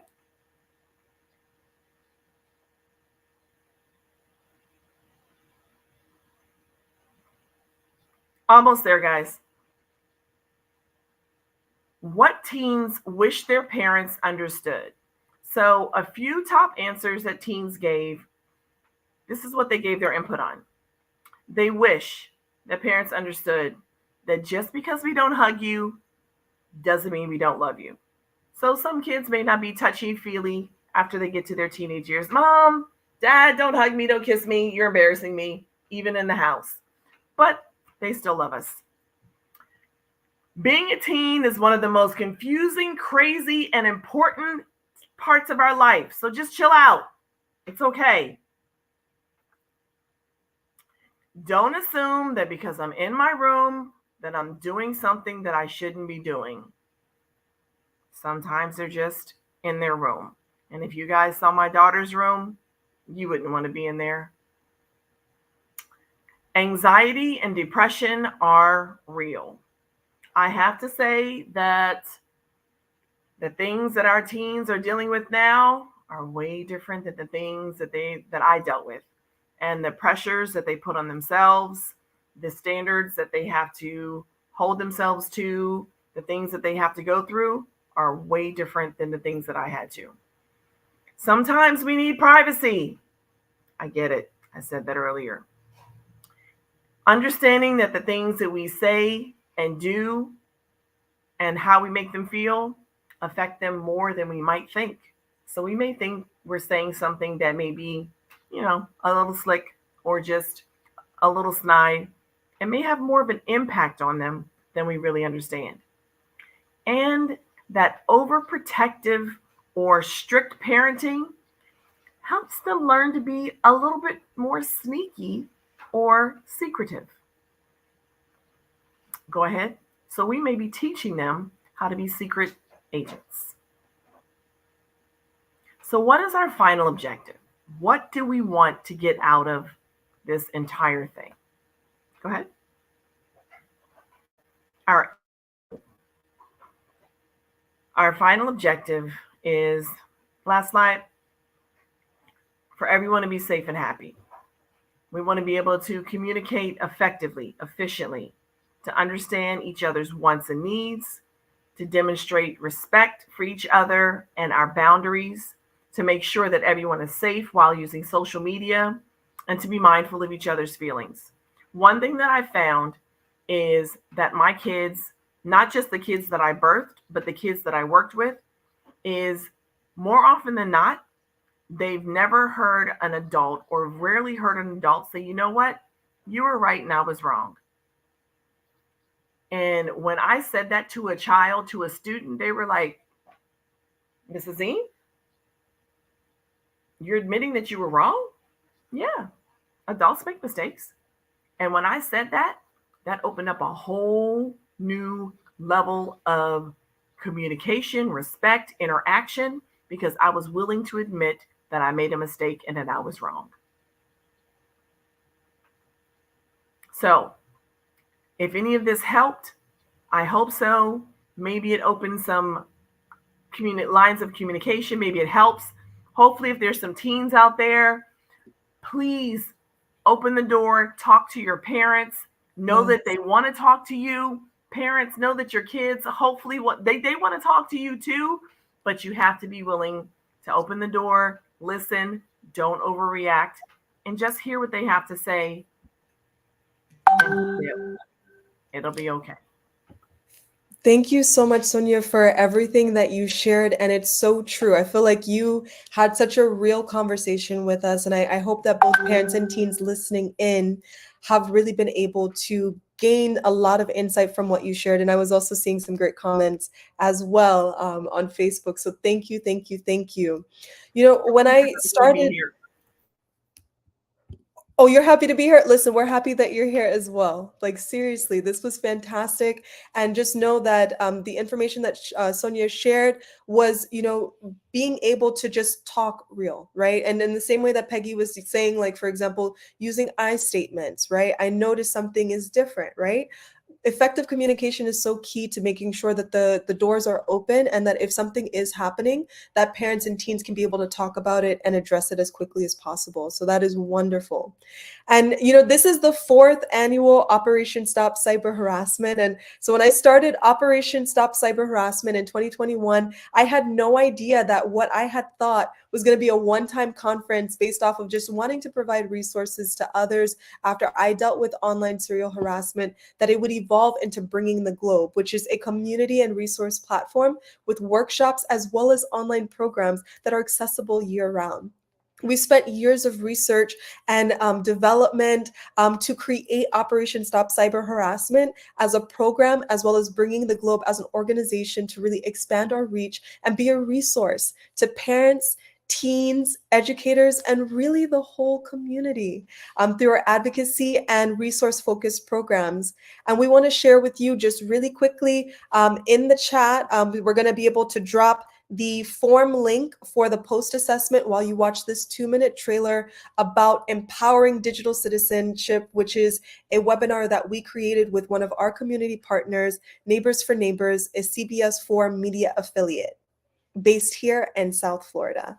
And so we want to make sure that for those who are needing to get this form for community service hours, it will be dropped in the chat while we are showing this video, just so that way you can get a head start. And then we will share in just about 2 to 3 minutes what that secret code is. So please don't go anywhere. We're going to get started in just a moment with that trailer. Thank you.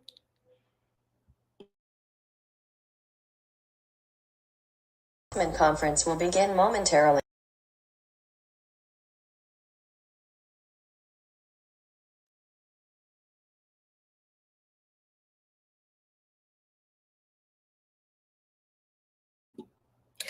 And you know what? I'm seeing a lot of thank yous, and really it is your welcome. You're absolutely welcome. And something that I wanted to share while we're getting this video up is that I started Operation Stop Cyber Harassment in April 2021, and I started it on my birthday. My birthday is April 15th. So my birthday was just Monday. And really the whole point of creating Operation Stop Cyber Harassment as a conference, the goal was to be able to provide this conference and the information provided in this conference as a resource to parents and teens, because I know what I experienced. I wanted to make sure that no one else had to feel helpless or alone in navigating some of these online dangers. Ooh, and I think that the trailer is up. Let's just make sure that you're able to hear. Oh, and thank you for the happy birthday wishes. Oh, for some reason, we're having a little bit of issues with the volume. Let's try again.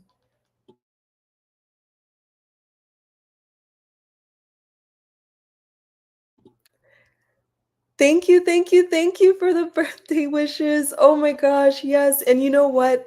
We do this every year, and we just try to find a way to make sure that the information that we're sharing is relevant, right? So some of the trends that are going on, some of the apps that are that exist, maybe you've never heard of some of these particular apps, like Whisper, for example, right? Like maybe you're like, what is this, right? This then opens the door for you to learn more about it, as well as be aware, like if you are going to download this app, right? Or if you're going to talk to your parent, depending on your age, right? That you at least are aware of some of the possible dangers so that you can just literally navigate around them. Alrighty, let's try this one more time.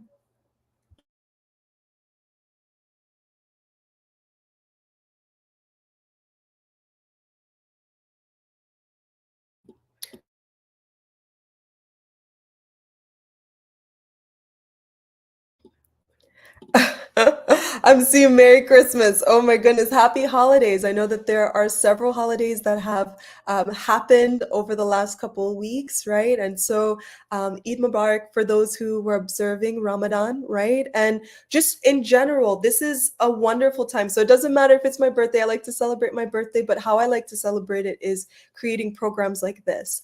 So you should see in the, you should see here that this is the post-assessment. And we're going to get the post assessment in the chat in just a moment.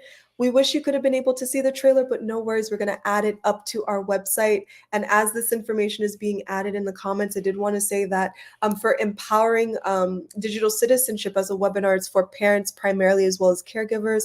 And there's some real conversation that is had between the panelists, many of whom you heard from today, but it's actually much longer in terms of, not longer, but I mean like it's an hour and a half, 2 hours of just listening to them speak directly.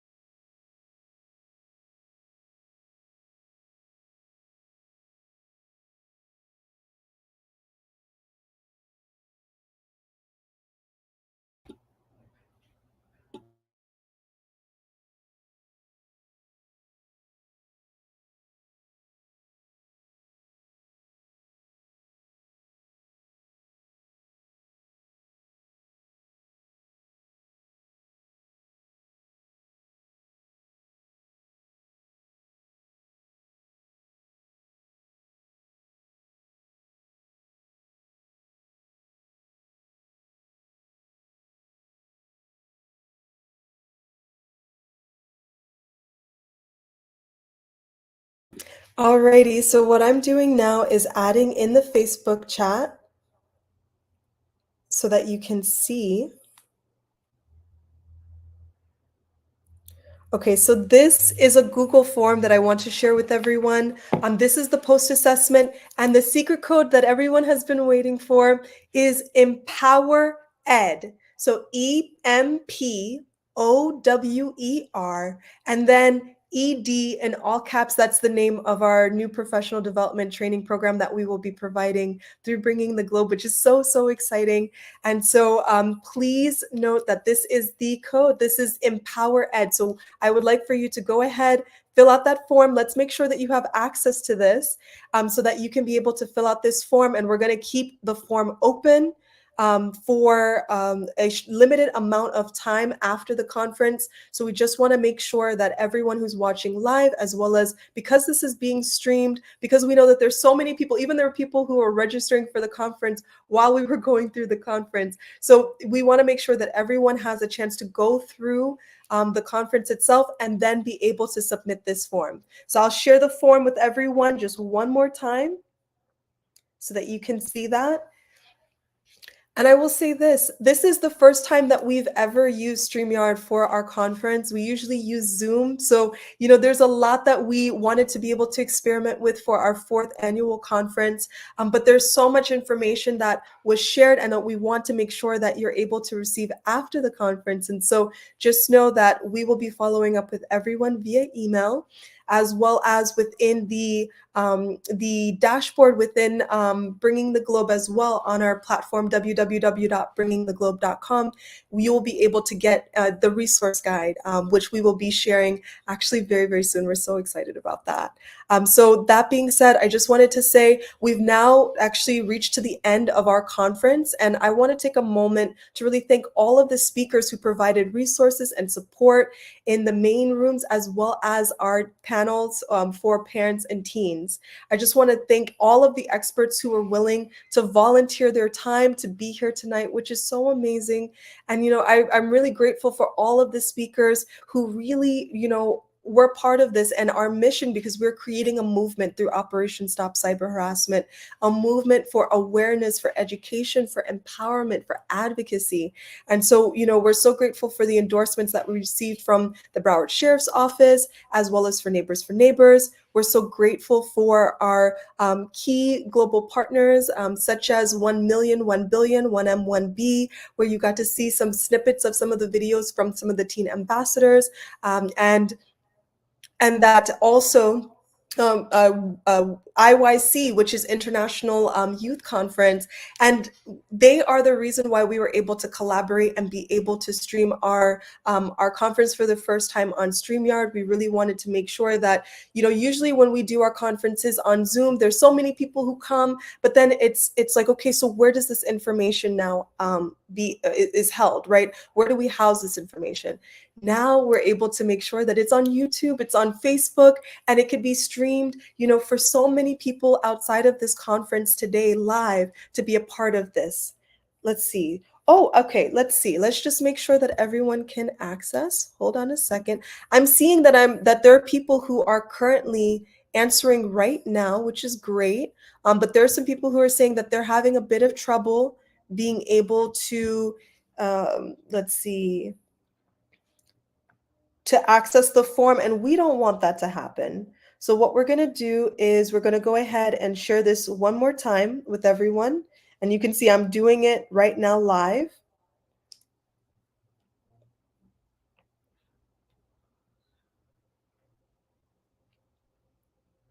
And you would use the secret code right here. Okay.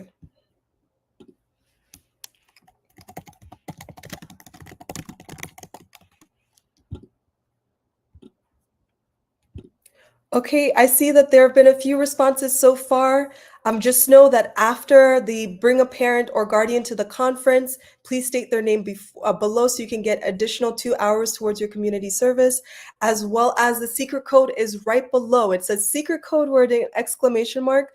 So please be sure to put Empower ED, just like you see on the banner of the screen, so that way you can get your community service hours. All right. And so for those who may have already submitted their responses, just want to make sure that you're able to put in the code word so you can also add this again, just so that way we can make sure that you can resubmit the form, just so that way we know that you were able to use the code word effectively. And so we're just going to wait for just a few minutes to see some of the questions that people may have. We want to make sure that everyone has access to this. So that way you can be able to, submit your form. Let's see. So why don't you go ahead and refresh the form, please? And then you should be able to see secret code word exclamation mark towards the end or the bottom of the form. It's right before you submit it.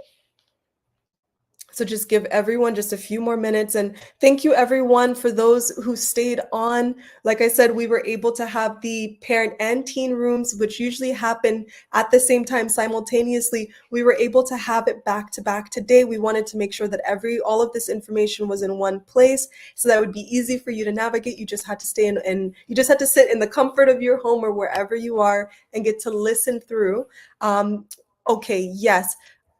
Go ahead. Thank you for saying that you submitted, Jeremy. Been loving the comments that you've been sharing. And then Angel, go ahead and refresh the page just one more time. You should be able to access it. And what we will also do too is after the conference, we will share this form with you, so that way you can also include the code word Empower ED. All right. Thank you everyone for being a part of this conference. I'm going to go ahead and just write in the comments if you have any questions at all related to being able to access. Oh, and you can also use this QR code here. Just want to make sure that you're able to use the QR code, and then you can be able to add your responses there. And I can't say it enough. The code word is Empower ED. All righty. Thank you, everyone. It does say it. I'm looking at it right now, where the secret code word opportunity is right there. Oh my gosh, Brielle, thank you for being a part of this experience. This is the reason why we do this. It comes from the heart. This is, a lot of the work that we do. It's because we realize that there is a need, there is a demand for this information, and we want to make sure that you're able to receive it. So we're going to go ahead and close this conference. Thank you, everyone, for being a part of this. This conference. I'm seeing, where do we type the code? I turned it in. It didn't tell me to type it anywhere. Okay, so what we're going to do is I'm just going to share my screen Let's see. Actually, Umi, would you be so kind as to help me share my share the screen? Oh, I'm doing it right now. Okay. So here we go. And I'm seeing the numbers going up. That's awesome. And we're going to see even more responses after the conference itself, once this is streamed live for everyone who registered to be able to see it afterwards. And you can see here, secret code word. So that way you can be able to know that that is there for you to be able to put the code word there. I hope that this helps everyone. I just want to thank you again to the lovely attendees who joined us live. Thank you for being a part of this experience. And we hope to be able to see you again very, very soon. And as for the community service hours, once you submit that form and you include that code word, you did see there that the code word is right there for you to be able to add the code word there, and then we'll be able to follow up with you about your community service hours. Thank you. We will follow up via email with the community service hours information after verifying the secret code word and just making sure that everyone has had a chance to respond. So with that being said, thank you so much for everyone joining, for attending this, for being a part of this. And we hope that you were able to find at least one important nugget of knowledge to bring back to your families, to your communities, to those around you, to just make the internet a safer space for all. Have a wonderful rest of your day. Oh, and thank you so much for this question. How can we donate to your conference? That is actually a really good question. We have a question inside of the conference.